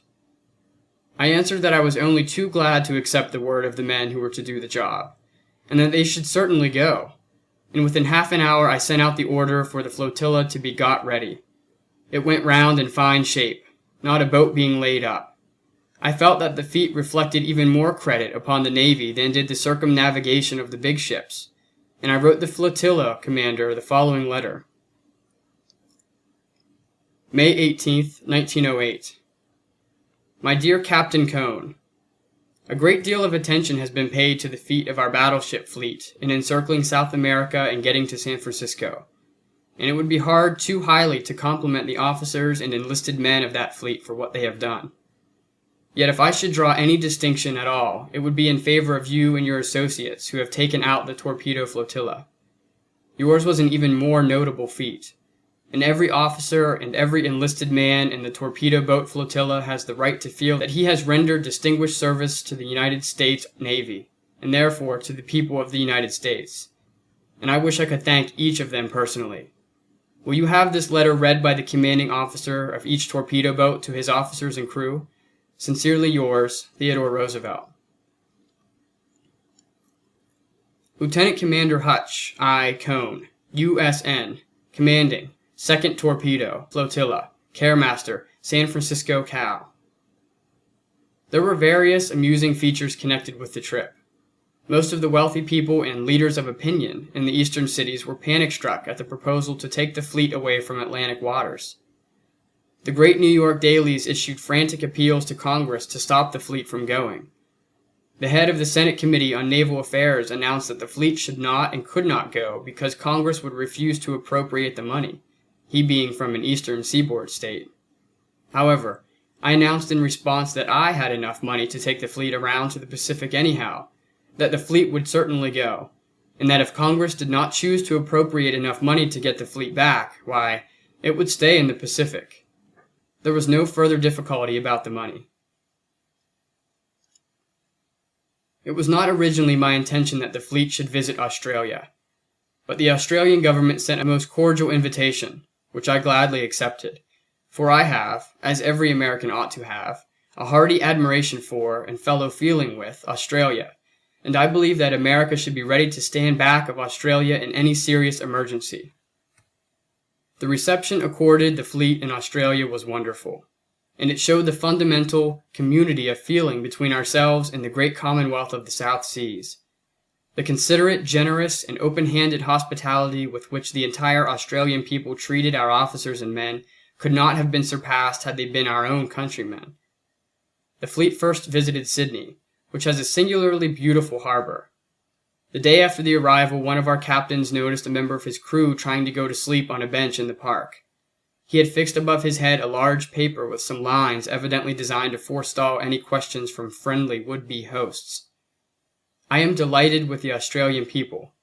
I think your harbor the finest in the world. I am very tired and would like to go to sleep. The most noteworthy incident of the cruise was the reception given to our fleet in Japan. In courtesy and good breeding, the Japanese can certainly teach much to the nations of the Western world. I had been very sure that the people of Japan would understand aright what the cruise meant, and would accept the visit of our fleet as the signal honor which it was meant to be, a proof of the high regard and friendship I felt, and which I was certain the American people felt, for the great island empire. The event even surpassed my expectations. I cannot too strongly express my appreciation of the generous courtesy the Japanese showed the officers and crews of our fleet, and I may add that every man of them came back a friend and admirer of the Japanese. Admiral Sperry wrote me a letter of much interest, dealing not only with the reception in Tokyo, but with the work of our men at sea. I herewith give it almost in full. 28 October 1908. Dear Mr. Roosevelt, my official report of the visit to Japan goes forward in this mail, but there are certain aspects of the affair so successfully concluded which cannot well be included in the report. You are perhaps aware that Mr. Dennison of the Japanese Foreign Office was one of my colleagues at The Hague, for whom I have very high regard. Desiring to avoid every possibility of trouble or misunderstanding, I wrote to him last June explaining fully the character of our men, which they have so well lived up to, the desirability of ample landing places, guides, rest houses, and places for changing money in order that there might be no delay in getting the men away from the docks on the excursions in which they delight. Very few of them go into a drinking place, except to get a resting place not to be found elsewhere, paying for it by taking a drink. I also explained our system of landing with liberty men and unarmed patrol, properly officered, to quietly take in charge and send off to their ships any men who showed the slightest trace of disorderly conduct. This letter he showed to the Minister of the Navy, who highly approved of all our arrangements, including the patrol, of which I feared they might be jealous. Mr. Dennison's reply reached me in Manila, with a memorandum from the Minister of the Navy which removed all doubts. 3 temporary piers were built for our boat landings, each 300 feet long, brilliantly lighted and decorated. The sleeping accommodations did not permit 2,000 or 3,000 sailors to remain on shore, but the ample landings permitted them to be handled night and day with perfect order and safety. At the landings and railroad station in Yokohama there were rest houses or booths, reputable money changers, and as many as 1,000 English-speaking Japanese college students acted as volunteer guides, besides Japanese sailors and petty officers detailed for the purpose.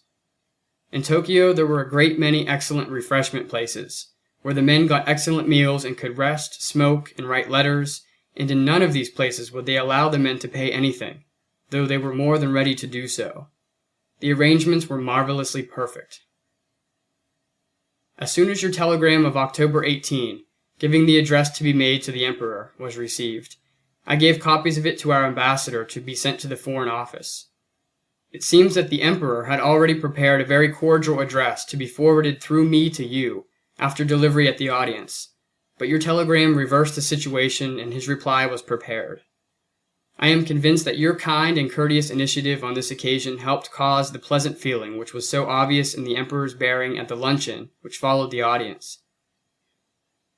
X, who is reticent and conservative, told me that not only the Emperor but all the ministers were profoundly gratified by the course of events. I am confident that not even the most trifling incident has taken place which could in any way mar the general satisfaction, and our ambassador has expressed to me his great satisfaction with all that has taken place. Owing to heavy weather encountered on the passage up from Manila, the fleet was obliged to take about 3,500 tons of coal. The Yankton remained behind to keep up communication for a few days, and yesterday she transmitted the Emperor's telegram to you, which was sent in reply to your message through our ambassador after the sailing of the fleet. It must be profoundly gratifying to you to have the mission on which you sent the fleet terminate so happily, and I am profoundly thankful that, owing to the confidence which you displayed in giving me this command, my active career draws to a close with such honorable distinction. As for the effect of the cruise upon the training, discipline, and effectiveness of the fleet, the good cannot be exaggerated. It is a war game in every detail. The wireless communication has been maintained with an efficiency hitherto unheard of. Between Honolulu and Auckland, 3,850 miles, we were out of communication with a cable station for only one night, whereas 3 non-American men of war trying recently to maintain a chain of only 1,250 miles between Auckland and Sydney were only able to do so for a few hours. The officers and men, as soon as we put to sea, turn to their gunnery and tactical work far more eagerly than they go to functions. Every morning, certain ships leave the column and move off 7,000 or 8,000 yards, as targets for range measuring, fire control, and battery practice for the others, and at night, certain ships do the same thing for night battery practice. I am sorry to say that this practice is unsatisfactory, and in some points misleading, owing to the fact that the ships are painted white. At Portland, in 1903, I saw Admiral Barker's white battleships under the searchlights of the enemy at a distance of 14,000 yards, 7 sea miles, without glasses, while the Hartford, a black ship, was never discovered at all, though she passed within 1.5 miles. I have for years, while a member of the General Board, advocated painting the ship's war color at all times, and by this mail I am asking the department to make the necessary change in the regulations and paint the ships properly. I do not know that anyone now dissents from my view. Admiral Wainwright strongly concurs, and the War College Conference recommended it year after year without a dissenting voice. In the afternoons, the fleet has 2 or 3 hours practice at battle maneuvers, which excite as keen interest as gunnery exercises. The competition in coal economy goes on automatically and reacts in 100 ways. It has reduced the waste in the use of electrical light and water, and certain chief engineers are said to keep men ranging over the ships all night, turning out every light not in actual and immediate use. Perhaps the most important effect is the keen hunt for defects in the machinery causing waste of power. The Yankton, by resetting valves, increased her speed from 10 to 11.5 knots on the same expenditure. All this has been done, but the field is widening. The work has only begun. C.S. Sperry. When I left the presidency, I finished 7.5 years of administration, during which not one shot had been fired against a foreign foe. We were at absolute peace, and there was no nation in the world with whom a war cloud threatened, no nation in the world whom we had wronged, or from whom we had anything to fear. The cruise of the battle fleet was not the least of the causes which ensured so peaceful an outlook. When the fleet returned after its 16 months' voyage around the world, I went down to Hampton Roads to greet it. The day was Washington's birthday, February 22, 1907. Literally on the minute the homing battlecraft came into view. On the flagship of the Admiral, I spoke to the officers and enlisted men as follows. Admiral Sperry, officers, and men of the battle fleet. Over a year has passed since you steamed out of this harbor, and over the world's rim, and this morning the hearts of all who saw you thrilled with pride as the hulls of the mighty warships lifted above the horizon. You have been in the northern and the southern hemispheres. 4 times you have crossed the line. You have steamed through all the great oceans. You have touched the coast of every continent. Ever your general course has been westward, and now you come back to the port from which you set sail. This is the first battle fleet that has ever circumnavigated the globe. Those who perform the feat again can but follow in your footsteps. The little torpedo flotilla went with you around South America, through the Straits of Magellan, to our own Pacific coast. The armored cruiser squadron met you, and left you again, when you were halfway round the world.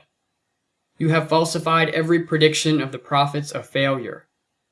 In all your long cruise, not an accident worthy of mention has happened to a single battleship, nor yet to the cruisers or torpedo boats.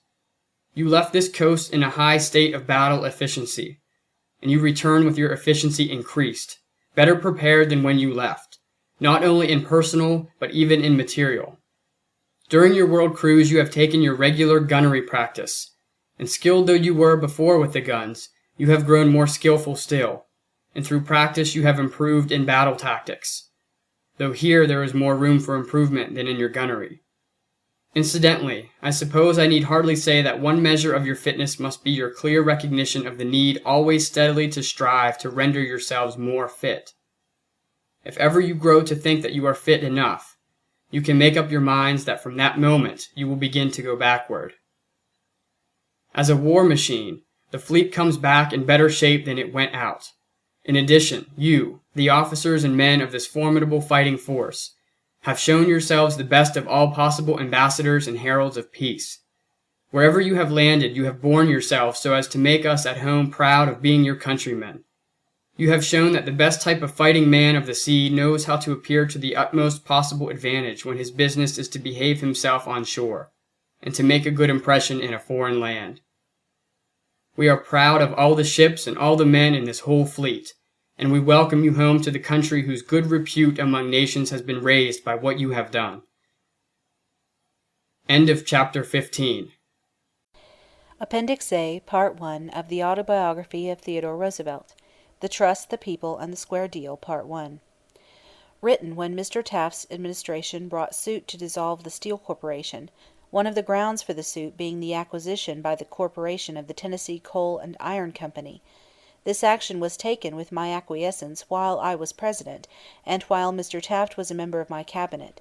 At the time he never protested against, and as far as I knew approved of my action in this case, as in the Harvester Trust case, and all similar cases. The suit against the Steel Trust by the government has brought vividly before our people the need of reducing to order our chaotic government policy as regards business. As President, in messages to Congress, I repeatedly called the attention of that body and to the public to the inadequacy of the antitrust law by itself to meet business conditions and secure justice to the people, and to the further fact that it might, if left unsupplemented by additional legislation, work mischief, with no compensating advantage. and I urged as strongly as I knew how that the policy followed with relation to railways in connection with the interstate commerce law should be followed by the national government as regards all great business concerns, and therefore that, as a first step, the powers of the Bureau of Corporations should be greatly enlarged, or else that there should be created a governmental board or commission, with powers somewhat similar to those of the Interstate Commerce Commission, but covering the whole field of interstate business, exclusive of transportation, which should by law be kept wholly separate from ordinary industrial business, all common ownership of the industry and the railway being forbidden. In the end, I have always believed that it would also be necessary to give the national government complete power over the organization and capitalization of all business concerns engaged in interstate commerce. A member of my cabinet with whom, even more than with the various attorney generals, I went over every detail of the trust situation was the one-time Secretary of the Interior, Mr. James R. Garfield. He writes me as follows concerning the suit against the Steel Corporation. Nothing appeared before the House Committee that made me believe we were deceived by Judge Gary. This, I think, is a case that shows clearly the difference between destructive litigation and constructive legislation. I have not yet seen a full copy of the government's petition, but our papers give nothing that indicates any kind of unfair or dishonest competition such as existed in both the Standard Oil and tobacco cases. As I understand it, the competitors of the Steel Company have steadily increased in strength during the last 6 or 7 years. Furthermore, the per cent of the business done by the Steel Corporation has decreased during that time. As you will remember, at our first conference with Judge Gary, the judge stated that it was the desire and purpose of the company to conform to what the government wished, it being the purpose of the company absolutely to obey the law both in spirit and in letter. Throughout the time that I had charge of the investigation, and while we were in Washington, I do not know of a single instance where the Steel Company refused any information requested, but on the contrary aided in every possible way our investigation. The position now taken by the government is absolutely destructive of legitimate business, because they outline no rule of conduct for business of any magnitude. It is absurd to say that the courts can lay down such rules. The most the courts can do is to find as legal or illegal the particular transactions brought before them. Hence, after years of tedious litigation, there would be no clear-cut rule for future action. This method of procedure is dealing with the device, not the result, and drives business to the elaboration of clever devices, each of which must be tested in the courts. I have yet to find a better method of dealing with the antitrust situation than that suggested by the bill which we agreed upon in the last days of your administration. That bill should be used as a basis for legislation, and there could be incorporated upon it whatever may be determined wise regarding the direct control and supervision of the national government, either through a commission similar to the Interstate Commerce Commission or otherwise. Before taking up the matter in its large aspect, I wish to say one word as to one feature of the government's suit against the Steel Corporation. One of the grounds for the suit is the acquisition by the Steel Corporation of the Tennessee Coal and Iron Company. It has been alleged, on the authority of the government officials engaged in carrying on the suit, that as regards this transaction I was misled by the representatives of the Steel Corporation, and that the facts were not accurately or truthfully laid before me. This statement is not correct. I believed at the time that the facts in the case were as represented to me on behalf of the Steel Corporation, and my further knowledge has convinced me that this was true. I believed at the time that the representatives of the Steel Corporation told me the truth as to the change that would be worked in the percentage of the business which the proposed acquisition would give the Steel Corporation, and further inquiry has convinced me that they did so. I was not misled. The representatives of the Steel Corporation told me the truth as to what the effect of the action at that time would be, and any statement that I was misled, or that the representatives of the Steel Corporation did not thus tell me the truth as to the facts of the case. In the Outlook of August 19th last, I gave in full the statement I had made to the investigating committee of the House of Representatives on this matter. That statement is accurate, and I reaffirm everything I therein said, not only as to what occurred, but also as to my belief in the wisdom and propriety of my action. Indeed, the action not merely was wise and proper, but it would have been a calamity from every standpoint had I failed to take it. On page 137 of the printed report of the testimony before the committee will be found Judge Gary's account of the meeting between himself and Mr. Frick and Mr. Root and myself. This account states the facts accurately. It has been alleged that the purchase by the Steel Corporation of the property of the Tennessee Coal and Iron Company gave the Steel Corporation practically a monopoly of the Southern iron ores, that is, of the iron ores south of the Potomac and the Ohio. My information, which I have every reason to believe is accurate and not successfully to be challenged, is that of these Southern iron ores the Steel Corporation has, including the property gained from the Tennessee Coal and Iron Company, less than 20%, perhaps not over 16%. This is a very much smaller percentage than the percentage it holds of the Lake Superior ores, which even after the surrender of the Hill lease will be slightly over 50%. According to my view, therefore, and unless, which I do not believe possible, these figures can be successfully challenged, the acquisition of the Tennessee Coal and Iron Company's ores in no way changed the situation as regards making the Steel Corporation a monopoly. The showing as to the percentage of production of all kinds of steel ingots and steel casings in the United States by the Steel Corporation and by all other manufacturers, respectively, makes an even stronger case. It makes the case even stronger than I put it in my testimony before the investigating committee, for I was scrupulously careful to make statements that erred, if at all, against my own position. It appears from the figures of production that in 1901 the Steel Corporation had to its credit nearly 66% of the total production, as against a little over 34% by all other steel manufacturers.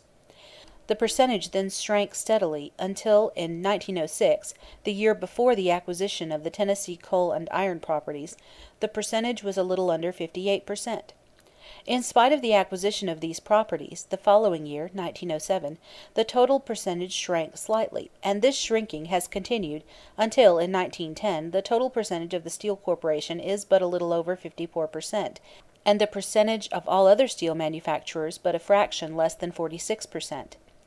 Of the 54 31% produced by the Steel Corporation, 1.91% is produced by the former Tennessee Coal and Iron Company. In other words, these figures show that the acquisition of the Tennessee Coal and Iron Company did not in the slightest degree change the situation, and that during the 10 years which include the acquisition of these properties by the Steel Corporation, the percentage of total output of steel manufacturers in this country by the Steel Corporation has shrunk from nearly 66% to but a trifle over 54%.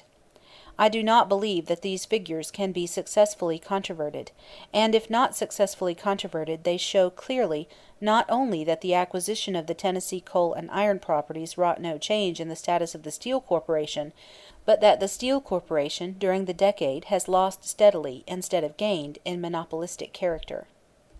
My own belief is that our nation should long ago have adopted the policy of merely leasing, for a term of years, mineral-bearing land, but it is the fault of us ourselves, of the people, not of the Steel Corporation, that this policy has not been adopted.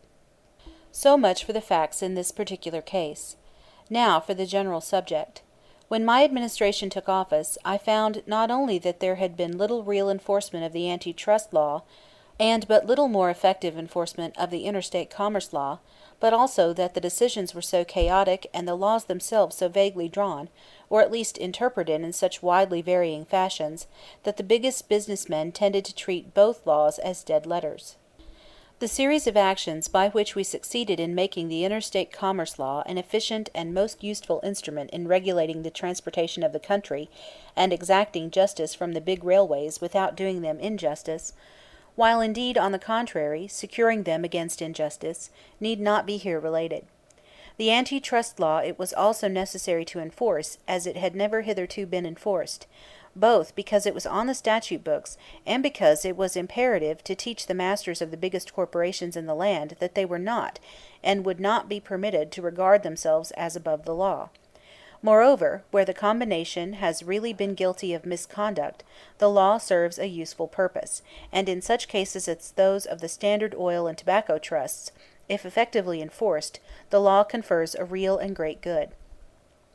Suits were brought against the most powerful corporations in the land, which we were convinced had clearly and beyond question violated the antitrust law. These suits were brought with great care, and only where we felt so sure of our facts that we could be fairly certain that there was a likelihood of success. As a matter of fact, in most of the important suits we were successful. It was imperative that these suits should be brought, and a very real good was achieved by bringing them, for it was only these suits that made the great masters of corporate capital in America fully realize that they were the servants and not the masters of the people, that they were subject to the law, and that they would not be permitted to be a law unto themselves. And the corporations against which we proceeded had sinned, not merely by being big, which we did not regard as in itself a sin, but by being guilty of unfair practices towards their competitors, and by procuring fair advantages from the railways. But the resulting situation has made it evident that the antitrust law is not adequate to meet the situation that has grown up because of modern business conditions and the accompanying tremendous increase in the business use of vast quantities of corporate wealth. As I have said, this was already evident to my mind when I was President, and in communications to Congress I repeatedly stated the facts. But when I made these communications, there were still plenty of people who did not believe that we would succeed in the suits that had been instituted against Standard Oil, the tobacco, and other corporations, and it was impossible to get the public as a whole to realize what the situation was. Sincere zealots who believed that all combinations could be destroyed and the old-time conditions of unregulated competition restored, insincere politicians who knew better but made believe they thought whatever their constituents wished them to think, crafty reactionaries who wished to see on the statute books laws which they believed unenforceable, and the almost solid Wall Street crowd, or representatives of big business, who at that time opposed with equal violence both wise and necessary and unwise and improper regulation of business, all fought against the adoption of a sane, effective, and far-reaching policy. It is a vitally necessary thing to have the persons in control of big trusts of the character of the Standard Oil Trust and Tobacco Trust taught that they are under the law, just as it was a necessary thing to have the Sugar Trust taught the same lesson in drastic fashion by Mr. Henry L. Stimson when he was United States District Attorney in the city of New York. But to attempt to meet the whole problem not by administrative governmental action, but by a succession of lawsuits, is hopeless from the standpoint of working out a permanently satisfactory solution. Moreover, the results sought to be achieved are achieved only in extremely insufficient and fragmentary measure, by breaking up all big corporations, whether they have behaved well or ill, into a number of little corporations which it is perfectly certain will be largely, and perhaps altogether, under the same control. Such action is harsh and mischievous if the corporation is guilty of nothing except its size, and where, as in the case of the Standard Oil and especially the tobacco trusts, the corporation has been guilty of immoral and antisocial practices, there is need for far more drastic and thoroughgoing action than any that has been taken, under the recent decree of the Supreme Court. In the case of the Tobacco Trust, for instance, the settlement in the Circuit Court, in which the representatives of the government seem inclined to concur, practically leaves all of the companies still substantially under the control of the 29 original defendants. Such a result is lamentable from the standpoint of justice. The decision of the Circuit Court, if allowed to stand, means that the Tobacco Trust has merely been obliged to change its clothes, that none of the real offenders have received any real punishment, while, as the New York Times, a pro-trust paper, says, the tobacco concerns, in their new clothes, are in positions of ease and luxury, and immune from prosecution under the law. Surely a miscarriage of justice is not too strong a term to apply to such a result, when considered in connection with what the Supreme Court said of this trust.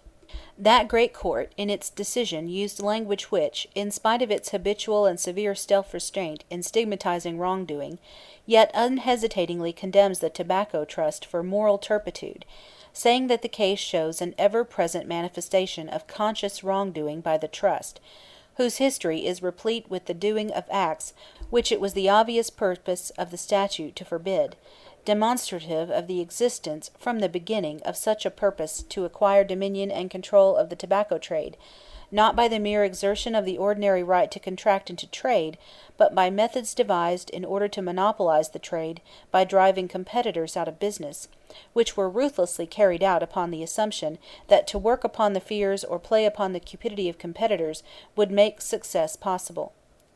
The letters from and to various officials of the Trust, which were put in evidence, show a literally astounding and horrifying indulgence by the Trust in wicked and depraved business methods, such as the endeavor to cause a strike in their rival firm's factory, or the shutting off the market of an independent tobacco firm by taking the necessary steps to give them a warm reception, or forcing importers into a price agreement by causing and continuing a demoralization of the business for such length of time as may be deemed desirable. I quote from the letters. A trust guilty of such conduct should be absolutely disbanded, and the only way to prevent the repetition of such conduct is by strict governmental supervision, and not merely by lawsuits. End of Appendix A, Part 1. Appendix A, Part 2 of the Autobiography of Theodore Roosevelt. The Trusts, the People, and the Square Deal, Part 2. The antitrust law cannot meet the whole situation, nor can any modification of the principle of the antitrust law avail to meet the whole situation. The fact is that many of the men who have called themselves progressives, and who certainly believe that they are progressives, represent in reality in this matter not progress at all, but a kind of sincere rural Toryism. These men believe that it is possible, by strengthening the antitrust law, to restore business to the competitive conditions of the middle of the last century. Any such effort is foredoomed to end in failure, and if successful would be mischievous to the last degree. Business cannot be successfully conducted in accordance with the practices and theories of 60 years ago unless we abolish steam, electricity, big cities, and in short, not only all modern business and modern industrial conditions, but all the modern conditions of our civilization. The effort to restore competition as it was 60 years ago, and to trust for justice solely to this proposed restoration of competition, is just as foolish as if we should go back to the flintlocks of Washington's Continentals as a substitute for modern weapons of precision. The effort to prohibit all combinations, good or bad, is bound to fail, and ought to fail. When made, it merely means that some of the worst combinations are not checked, and that honest business is checked. Our purpose should be, not to strangle business as an incident of strangling combinations, but to regulate big corporations in thoroughgoing and effective fashion, so as to help legitimate business as an incident to thoroughly and completely safeguarding the interests of the people as a whole. Against all such increase of government regulation, the argument is raised that it would amount to a form of socialism. The argument is familiar. It is precisely the same as that which was raised against the creation of the Interstate Commerce Commission, and of all the different utility commissions in the different states, as I myself saw 30 years ago, when I was a legislator at Albany, and these questions came up in connection with our state government. Nor can action be effectively taken by any one state. Congress alone has power under the Constitution effectively and thoroughly, and at all points, to deal with interstate commerce, and where Congress, as it should do, provides laws that will give the nation full jurisdiction over the whole field, then that jurisdiction becomes, of necessity, exclusive, although until Congress does act affirmatively and thoroughly, it is idle to expect that the states will or ought to rest content with non-action on the part of both federal and state authorities. This statement, by the way, applies also to the question of usurpation by any one branch of our government of the rights of another branch. It is contended that in these recent decisions the Supreme Court legislated. So it did, and it had to, because the Congress had signally failed to do its duty by legislating.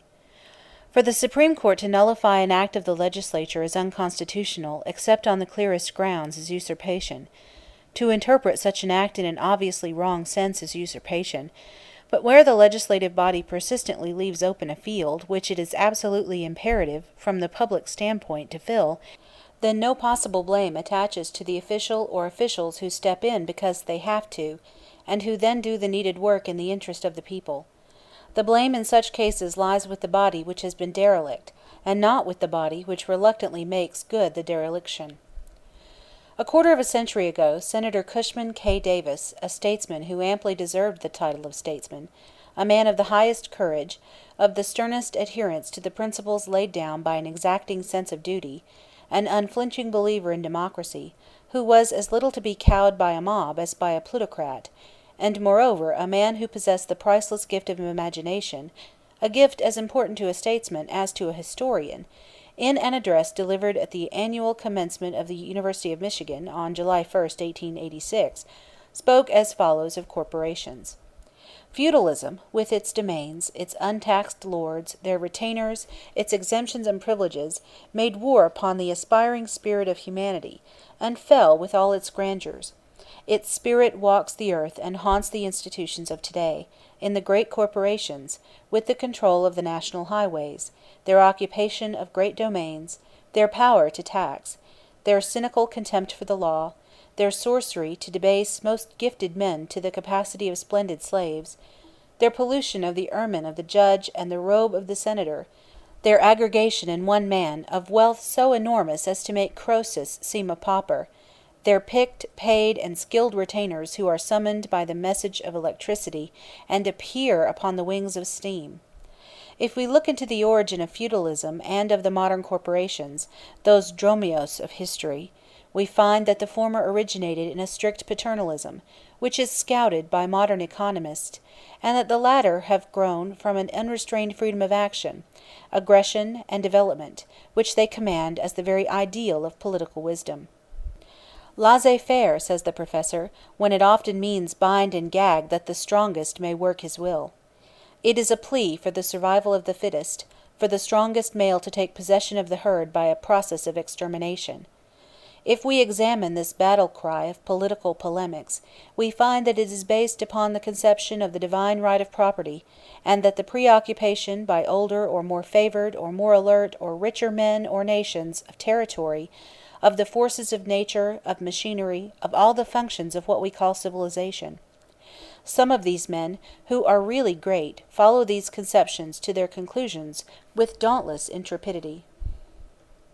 When Senator Davis spoke, few men of great power had the sympathy and the vision necessary to perceive the menace contained in the growth of corporations, and the men who did see the evil were struggling blindly to get rid of it, not by frankly meeting the new situation with new methods, but by insisting upon the entire futile effort to abolish what modern conditions had rendered absolutely inevitable.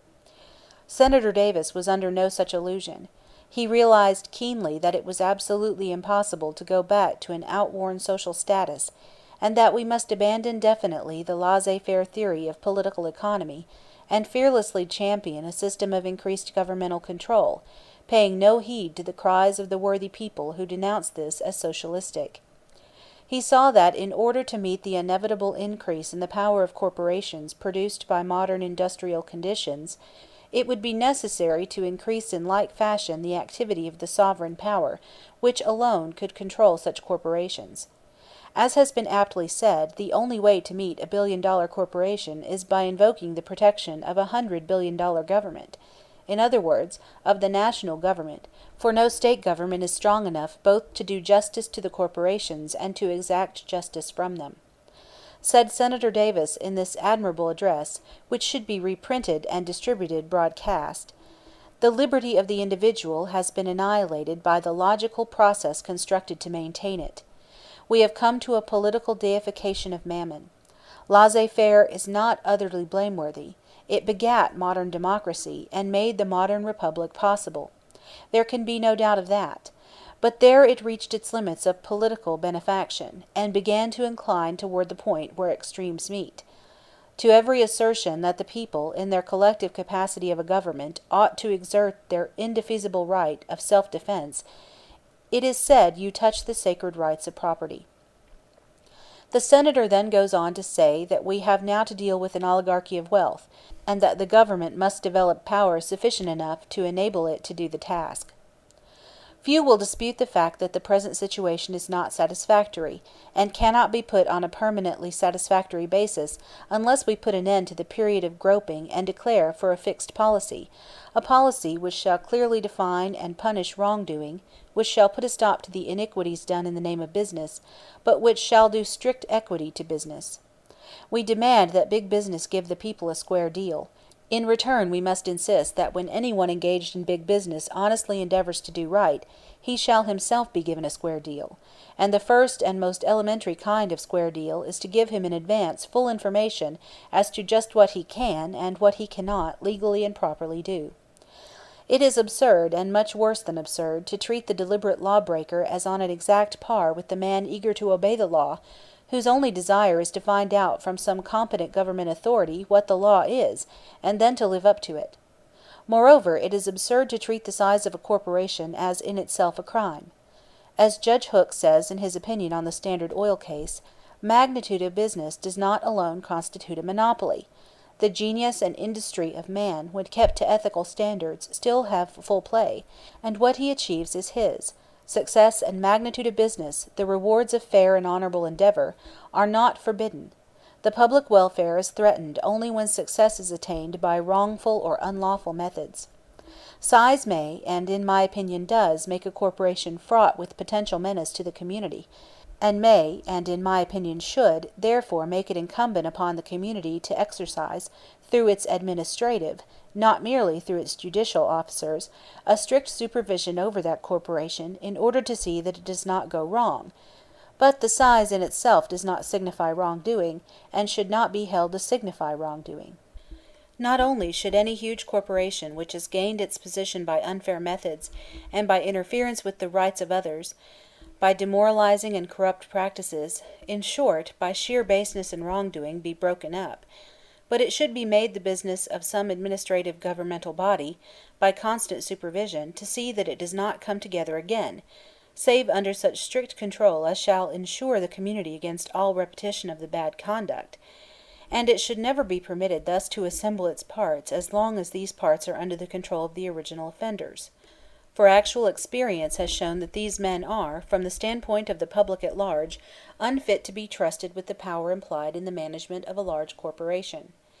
But nothing of importance is gained by breaking up a huge interstate and international industrial organization, which has not offended otherwise than by its size, into a number of small concerns without any attempt to regulate the way in which those concerns as a whole shall do business. Nothing is gained by depriving the American nation of good weapons wherewith to fight in the great field of international industrial competition. Those who would seek to restore the days of unlimited and uncontrolled competition, and who believe that a panacea for our industrial and economic ills is to be found in the mere breaking up of all big corporations, simply because they are big, are attempting not only the impossible, but what, if possible, would be undesirable. They are acting as we should act if we tried to dam the Mississippi, to stop its flow outright. The effort would be certain to result in failure and disaster. We would have attempted the impossible, and so would have achieved nothing, or worse than nothing. But by building levees along the Mississippi, not seeking to dam the stream, but to control it, we are able to achieve our object and to confer inestimable good in the course of doing so. This nation should definitely adopt the policy of attacking, not the mere fact of combination, but the evils and wrongdoing which so frequently accompany combination. The fact that a combination is very big is ample reason for exercising a close and jealous supervision over it, because its size renders it potent for mischief, but it should not be punished unless it actually does the mischief. It should merely be so supervised and controlled as to guarantee us, the people, against its doing mischief. We should not strive for a policy of unregulated competition and of the destruction of all big corporations, that is, of all the most efficient business industries in the land. Nor should we persevere in the hopeless experiment of trying to regulate these industries by means only of lawsuits, each lasting several years and of uncertain result. We should enter upon a course of supervision, control, and regulation of these great corporations, a regulation which we should not fear, if necessary, to bring to the point of the control of monopoly prices, just as in exceptional cases railway rates are now regulated. Either the Bureau of Corporations should be authorized, or some other governmental body similar to the Interstate Commerce Commission should be created, to exercise this supervision, this authoritative control. When once immoral business practices have been eliminated by such control, competition will thereby be again revived as a healthy factor, although not as formerly an all-sufficient factor, in keeping the general business situation sound. Wherever immoral business practices still obtain, as they obtained in the cases of the Standard Oil Trust and Tobacco Trust, the antitrust law can be invoked, and wherever such a prosecution is successful, and the courts declare a corporation to possess a monopolistic character, then that corporation should be completely dissolved, and the parts ought never to be assembled again save on whatever terms and under whatever conditions may be imposed by the governmental body in which is vested the regulatory power. Methods can be readily devised by which corporations sincerely desiring to act fairly and honestly can on their own initiative come under this thoroughgoing administrative control by the government, and thereby be free from the working of the antitrust law. But the law will remain to be invoked against wrongdoers, and under such conditions it could be invoked far more vigorously and successfully than at present. It is not necessary in an article like this to attempt to work out such a plan in detail. It can assuredly be worked out. Moreover, in my opinion, substantially some plan must be worked out or business chaos will continue. Wrongdoings, such as was perpetrated by the Standard Oil Trust, and especially by the Tobacco Trust, should not only be punished, but if possible, punished in the persons of the chief authors and beneficiaries of the wrong, far more severely than at present. But punishment should not be the only, or indeed the main, end in view. Our aim should be a policy of construction and not one of destruction. Our aim should not be to punish the men who have made a big corporation successful merely because they have made it big and successful, but to exercise such thorough-going supervision and control over them as to ensure their business skill being exercised in the interest of the public and not against the public interest. Ultimately, I believe that this control should undoubtedly, indirectly or directly, extend to dealing with all questions connected with their treatment of their employees, including the wages, the hours of labor, and the like. Not only is the proper treatment of corporation, from the standpoint of the managers, shareholders, and employees, compatible with securing from that corporation the best standard of public service, but when the effort is wisely made, it results in benefit both to the corporation and to the public. The success of Wisconsin in dealing with the corporations within her borders, so as both to do them justice and to exact justice in return from them toward the public, has been signal, and this nation should adopt a progressive policy in substance akin to the progressive policy not merely formulated in theory, but reduced to actual practice with such striking success in Wisconsin. To sum up, then, it is practically impossible, and if possible it would be mischievous and undesirable, to try to break up all combinations merely because they are large and successful, and to put the business of the country back into the middle of the 18th century conditions of intense and unregulated competition between small and weak business concerns. Such an effort represents not progressiveness but an unintelligent, though doubtless entirely well-meaning Toryism. Moreover, the effort to administer a law merely by lawsuits and court decisions is bound to end in signal failure, and meanwhile to be attended with delays and uncertainties, and to put a premium upon legal, sharp practice. Such an effort does not adequately punish the guilty, and yet works great harm to the innocent. Moreover, it entirely fails to give the publicity which is one of the best byproducts of the system of control by administrative officials, publicity which is not only good in itself, but furnishes the data for whatever further action may be necessary. We need to formulate immediate and definitely a policy, which, in dealing with big corporations that behave themselves and which contain no menace save what is necessarily potential in any corporation which is of great size and very well managed, shall aim not at their destruction but at their regulation and supervision, so that the government shall control them in such fashion as to amply safeguard the interests of the whole public, including producers, consumers, and wage workers. This control should, if necessary, be pushed in extreme cases to the point of exercising control over monopoly prices, as rates on railways are now controlled, although this is not a power that should be used when it is possible to avoid it. The law should be clear, unambiguous, certain, so that honest men may not find that unwittingly they have violated it. In short, our aim should be, not to destroy, but effectively and in thoroughgoing fashion to regulate and control, in the public interest, the great instrumentalities of modern business, which it is destructive of the general welfare of the community to destroy, and which, nevertheless, it is vitally necessary to that general welfare to regulate and control.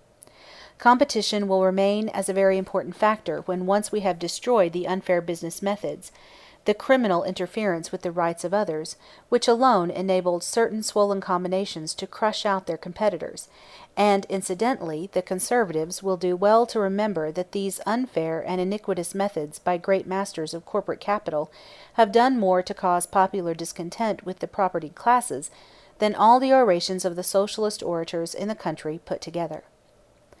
I have spoken above of Senator Davis's admirable address delivered a quarter of a century ago.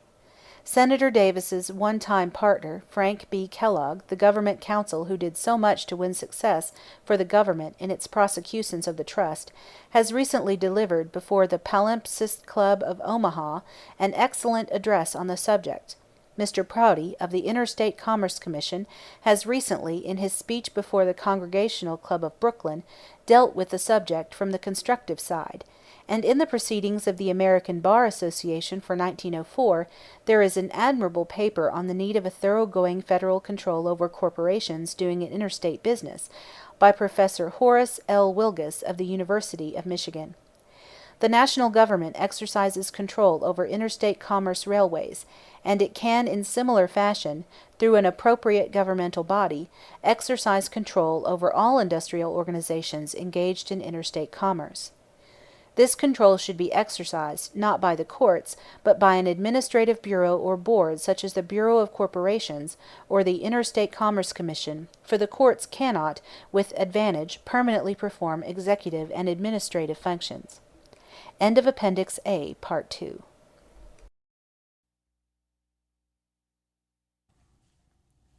Appendices B and C of Autobiography of Theodore Roosevelt. Appendix B, The Control of Corporations and the New Freedom.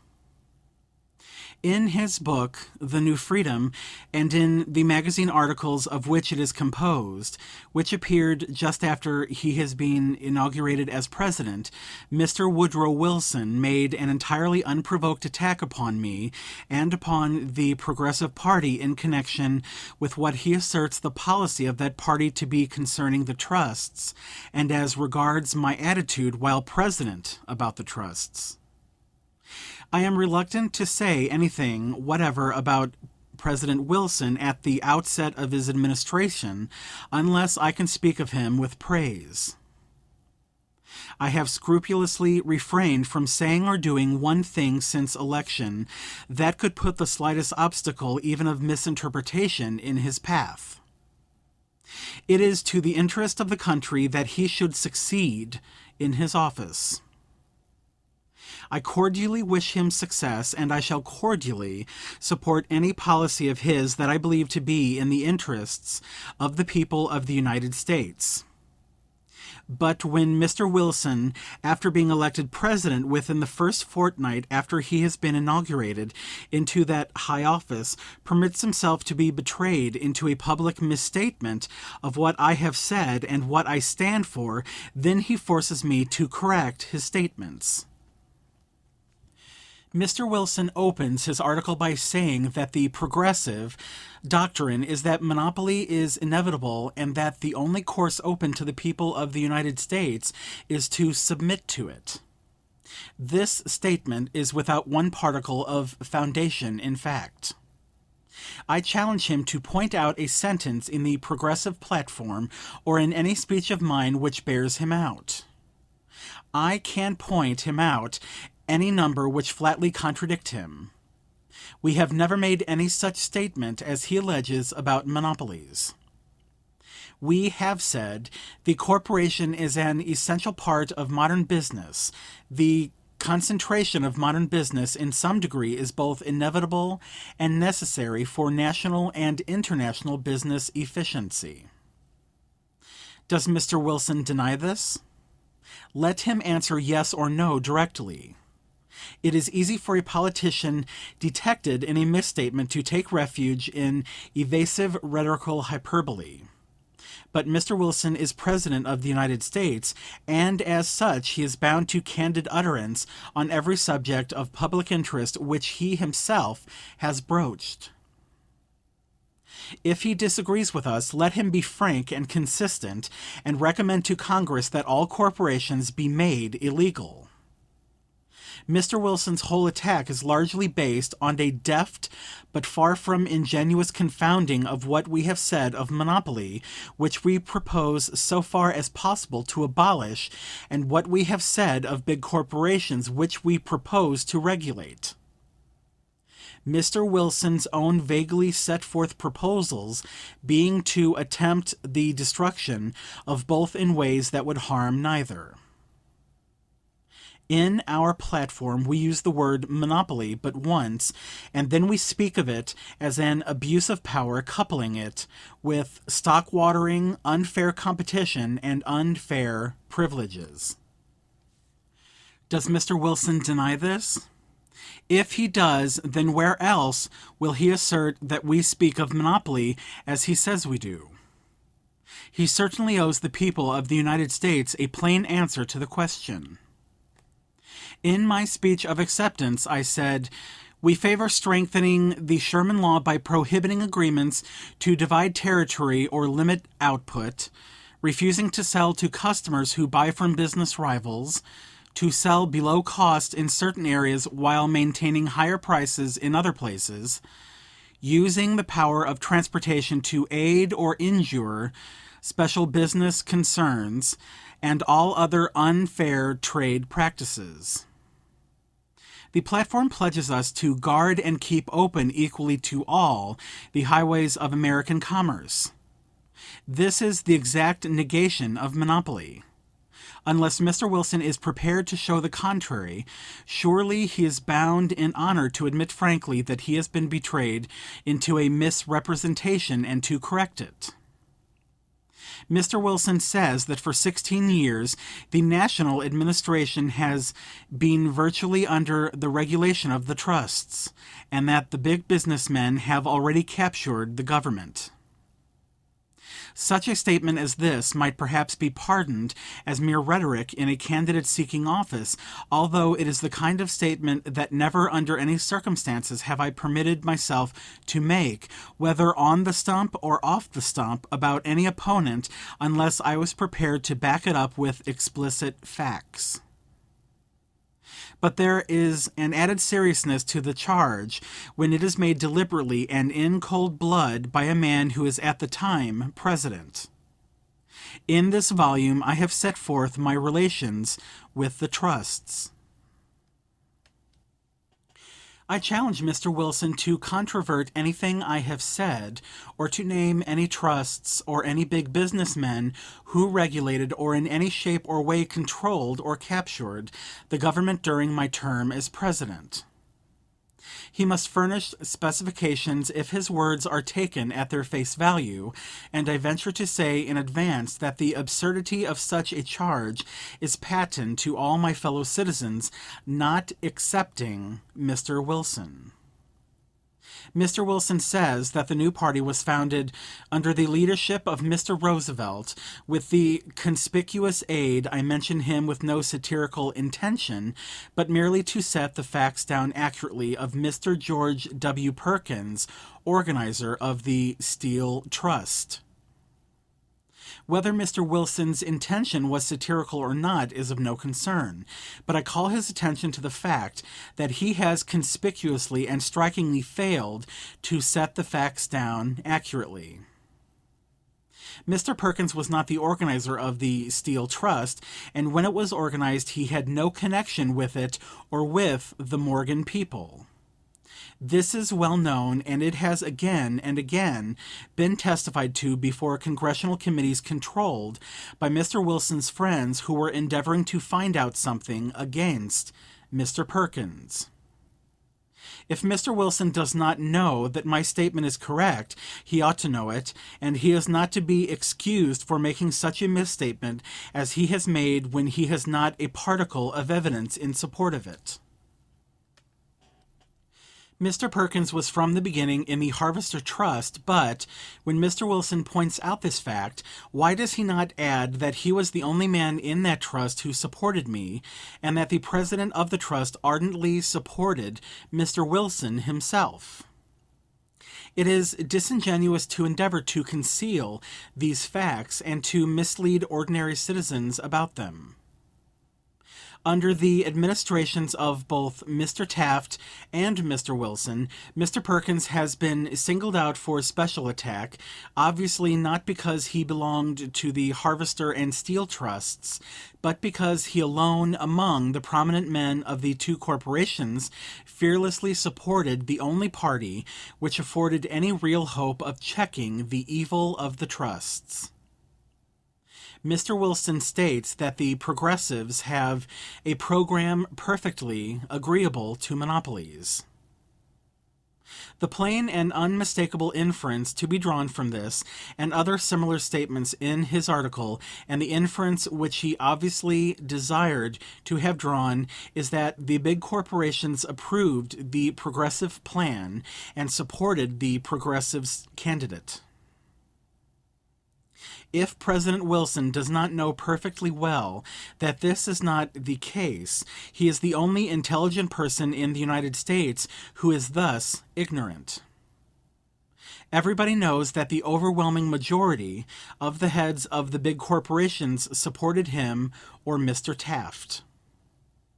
It is equally well known that of the corporations he mentions, the Steel and the Harvester Trusts, there was but one man who took any part in the progressive campaign, and that almost all the others, some 30 in number, were against us, and some of them, including the president of the Harvester Trust, openly and enthusiastically for Mr. Wilson himself. If he reads the newspapers at all, he must know that practically every man representing the great financial interests of the country, and without exception every newspaper controlled by Wall Street or State Street, actively supported either him or Mr. Taft, and showed perfect willingness to accept either if only they could prevent the Progressive Party from coming into power and from putting its platform into effect. Mr. Wilson says of the trust plank in that platform that it did not anywhere condemn monopoly except in words. Exactly of what else could a platform consist? Does Mr. Wilson expect us to use algebraic signs? This criticism is much as if he said the Constitution or the Declaration of Independence contained nothing but words. The progressive platform did contain words, and the words were admirably designed to express thought and meaning and purpose. Mr. Wilson says that I long ago classified trusts for us as good and bad, and said that I was afraid only of the bad ones. Mr. Wilson would do well to quote exactly what my language was and where it was used, for I am at a loss to know what statement of mine it is to which he refers. But if he means that I say that corporations can do well and that corporations can also do ill, he is stating my position correctly. I hold that a corporation does ill if it seeks profit in restricting production and then by extorting high prices from the community by reason of the scarcity of the product. Through adulterating, lyingly advertising, or overdriving the help, or replacing men workers with children, or by rebates, or in any illegal or improper manner driving competitors out of its way, or seeking to achieve monopoly by illegal or unethical treatment of its competitors, or in any shape or way offending against the moral law either in connection with the public or with its employees, or with its rivals. Any corporation which seeks its profit in such fashion is acting badly. It is, in fact, a conspiracy against the public welfare which the government should use all its powers to suppress.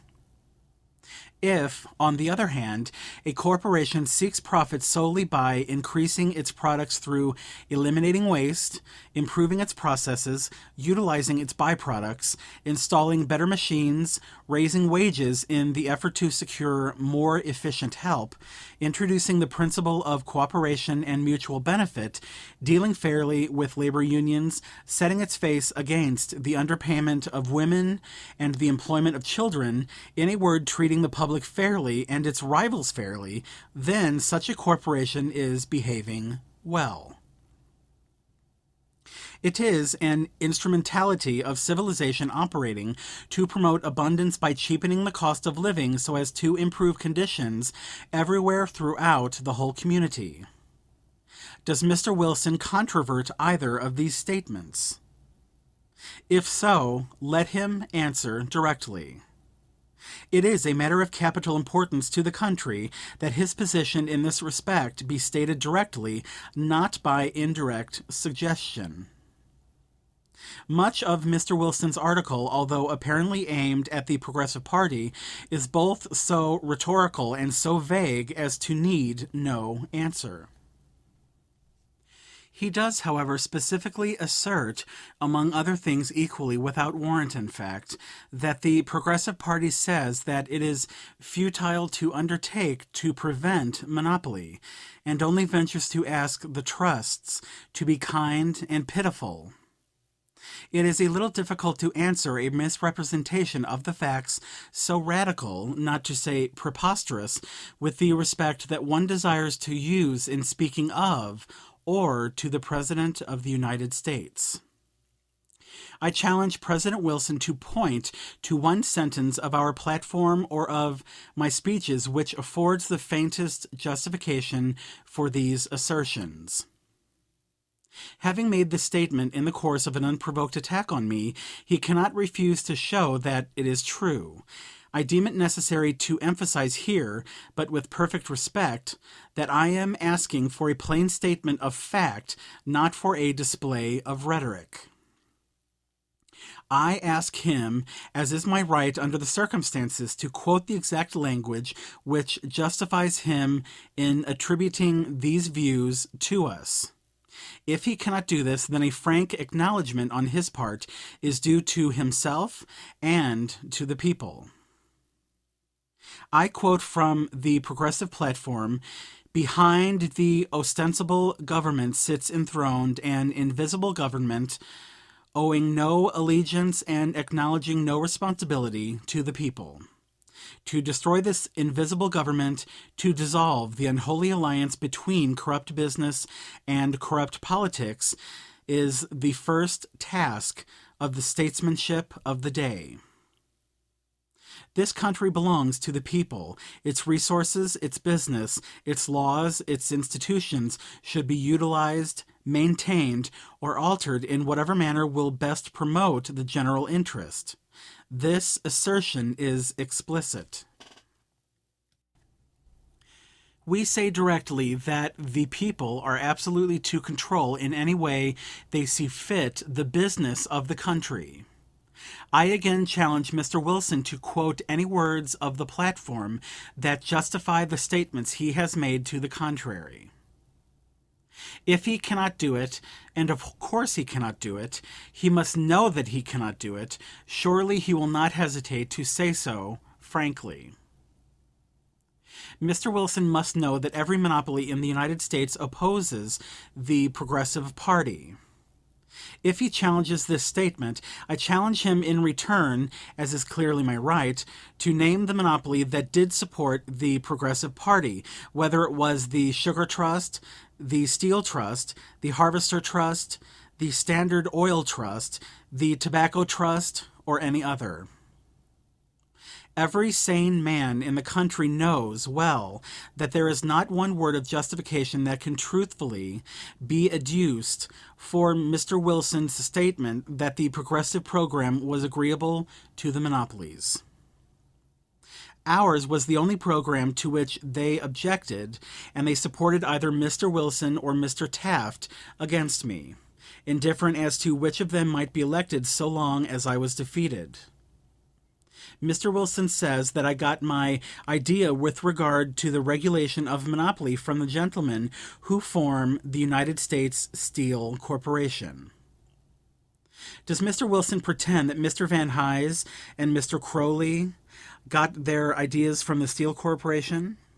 Is Mr. Wilson unaware of the elementary fact that most modern economists believe that unlimited, unregulated competition is the source of evils which all men now concede must be remedied if this civilization of ours is to survive?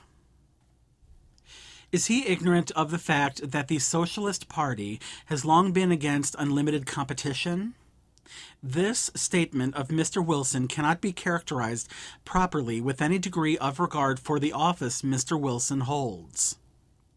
Why, the ideas that I have championed as to controlling and regulating both competition and combination in the interest of the people, so that the people shall be masters over both, have been in the air in this country for a quarter of a century. I was merely the first prominent candidate for president who took them up. They are the progressive ideas, and progressive businessmen must in the end come to them, for I firmly believe that in the end all wise and honest businessmen, big and little, will support our program. Mr. Wilson, in opposing them, is the mere apostle of reaction. He says that I got my ideas from the gentlemen who form the Steel Corporation. I did not. But I will point out to him something in return. It was he himself and Mr. Taft who got the votes and the money of these same gentlemen and of those in the Harvester Trust. Mr. Wilson has promised to break up all trusts. He can do so only by proceeding at law. If he proceeds at law, he can hope for success only by taking what I have done as a precedent. In fact, what I did as president is the base of every action now taken or that can be now taken looking toward the control of corporations or the suppression of monopolies. The decisions rendered in various cases brought by my direction constitute the authority on which Mr. Wilson must base any action that he may bring to curb monopolistic control. Will Mr. Wilson deny this or question it in any way? With what grace can he describe my administration as satisfactory to the trusts when he knows that he cannot redeem a single promise that he has made to war upon the trusts unless he avails himself of weapons of which the federal government had been deprived before I became president, and which were restored to it during my administration and through proceedings which I directed? Without my action, Mr. Wilson could not now undertake or carry on a single suit against a monopoly, and, moreover, if it had not been for my action and for the judicial decision in consequence obtained, Congress would be helpless to pass a single law against monopoly.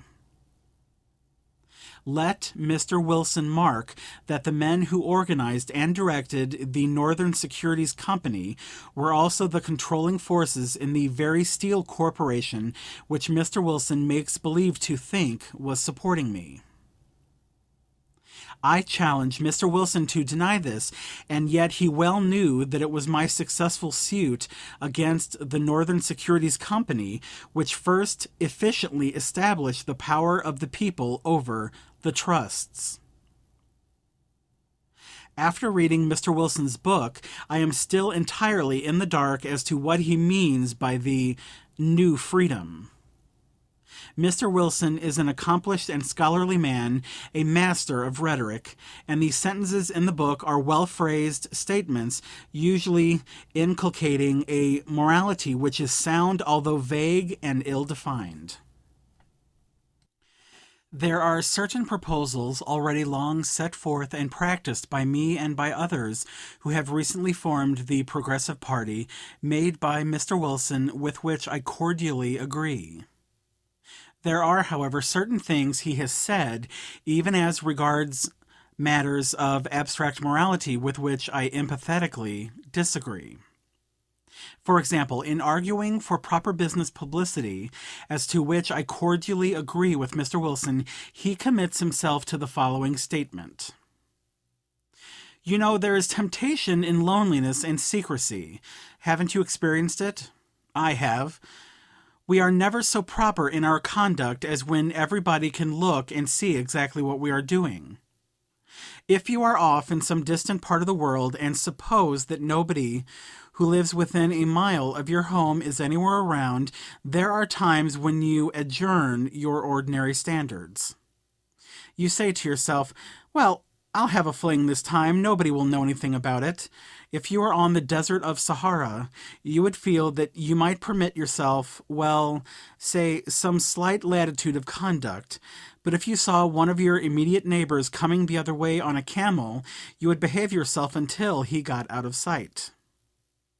The most dangerous thing in the world is to get off where nobody knows you. I advise you stay around among the neighbors, and then you may keep out of jail. That is the only way some of us can keep out of jail.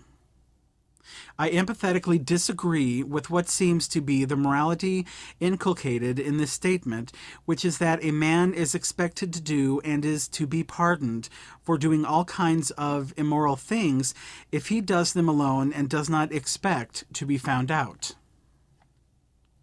Surely it is not necessary, in insisting upon proper publicity, to preach a morality of so basely material a character. There is much more that Mr. Wilson says as to which I do not understand him clearly, and where I condemn what I do understand. In economic matters, the course he advocates as part of the new freedom simply means the old freedom of leaving the individual strong man at liberty, unchecked by common action, to prey on the weak and the helpless. The new freedom, in the abstract, seems to be the freedom of the big to devour the little. In the concrete, I may add that Mr. Wilson's misrepresentations of what I have said seem to indicate that he regards the new freedom as freedom from all obligation to obey the 9th commandment. But, after all, my views or the principles of the Progressive Party are of much less importance now than the purposes of Mr. Wilson. These are wrapped in impenetrable mystery. His speeches and writings serve but to make them more obscure. If these attempts to refute his misrepresentations of my attitude towards the trusts should result in making his own clear, then this discussion will have borne fruits of substantial value to the country. If Mr. Wilson has any plan of his own for dealing with the trusts, it is to suppress all great industrial organizations, presumably on the principle proclaimed by his Secretary of State 4 years ago, that every corporation which produced more than a certain percentage of a given commodity, I think the amount specified was 25%, no matter how valuable its service, should be suppressed. The simple fact is that such a plan is futile. In operation, it would far more damage than it could remedy. The progressive plan would give the people full control of, and in masterful fashion prevent all wrongdoing by, the trusts, while utilizing for the public welfare every industrial energy and ability that operates to swell abundance while obeying strictly the moral law and the law of the land. Mr. Wilson's plan would ultimately benefit the trusts and would permanently damage nobody but the people. For example, one of the steel corporations which has been guilty of the worst practices towards its employees is the Colorado Fuel and Iron Company. Mr. Wilson and Mr. Bryant's plan would, if successful, merely mean permitting 4 such companies, absolutely uncontrolled, to monopolize every big industry in the country. To talk of such an accomplishment as being the new freedom is enough to make the term one of contemptuous derision. President Wilson has made explicit promises, and the Democratic platform has made explicit promises. Mr. Wilson is now in power with a Democratic Congress in both branches. He and the Democratic platform have promised to destroy the trusts, to reduce the cost of living, and at the same time to increase the well-being of the farmer and of the working man, which of course must mean to increase the profits of the farmer and the wages of the working man. He and his party won the election on this promise. We have a right to expect that they will keep it. If Mr. Wilson's promises mean anything except the very emptiest words, he is pledged to accomplish the beneficent purposes he avows by breaking up all the trusts and combinations and corporations so as to restore competition precisely as it was 50 years ago. If he does not mean this, he means nothing. He cannot do anything else under penalty of showing that his promise and his performance do not square with each other. Mr. Wilson says that the trusts are our masters now, but I for one do not care to live in a country called free, even under kind masters. Good. The progressives are opposed to having masters, kind or unkind, and they do not believe that a new freedom, which in practice would mean leaving 4 fuel and iron companies free to do what they like in every industry, would be of much benefit to the country. The progressives have a clear and definite program by which the people would be the masters of the trusts, instead of the trusts being their masters, as Mr. Wilson says they are. With practical unanimity, the trusts supported the opponents of this program, Mr. Taft and Mr. Wilson, and they evidently dreaded our program infinitely more than anything that Mr. Wilson threatened. The people have accepted Mr. Wilson's assurances. Now let him make his promises good. He is committed, if his words mean anything, to the promise to break up every trust, every big corporation, perhaps every small corporation in the United States, not to go through the motions of breaking them up, but really to break them up. He is committed against the policy of efficient control and mastery of the big corporations, both by law and by administrative action in cooperation proposed by the progressives. Let him keep faith with the people. Let him in good faith try to keep the promises he has thus repeatedly made. I believe that his promise is futile and cannot be kept. I believe that any attempt sincerely to keep it and in good faith to carry it out will end in either nothing at all or in disaster. But my beliefs are of no consequence. Mr. Wilson is president. It is his acts that are of consequence. He is bound in honor to the people of the United States to keep his promise and to break up, not nominally but in reality, all big business, all trusts, all combinations of every sort, kind, and description, and probably all corporations. What he says is henceforth of little consequence. The important thing is what he does, and how the results of what he does square with the promises and prophecies he made when all he had to do was speak, not to act. Appendix C. The Blaine Campaign. In The House of Harper, written by J. Henry Harper, the following passage occurs. Curtis returned from the convention in company with young Theodore Roosevelt, and they discussed the situation thoroughly on their trip to New York, and came to the conclusion that it would be very difficult to consistently support Blaine. Roosevelt, however, had a conference afterward with Senator Lodge and evidently fell in line behind Blaine. Curtis came to our office and found that we were unanimously opposed to the support of Blaine, and with a hearty goodwill he trained his editorial guns on the plumed knight of Mulligan letter fame. His work was as effective and deadly as any fight he ever conducted in the weekly. This statement has no foundation whatever in fact. I did not return from the convention in company with Mr. Curtis. He went back to New York from the convention, whereas I went to my ranch in North Dakota. No such conversation as that ever took place between me and Mr. Curtis. In my presence, in speaking to a number of men at the time in Chicago, Mr. Curtis said, "You younger men can, if you think right, refuse to support Mr. Blaine, but I am too old a Republican, and have too long been associated with the party, to break with it now." Not only did I never entertain after the convention, but I never during the convention or at any other time entertained the intention alleged in the quotation in question.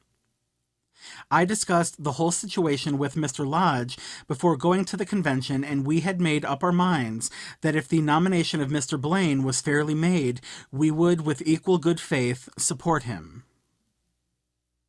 End of Appendices B and C. End of Autobiography of Theodore Roosevelt.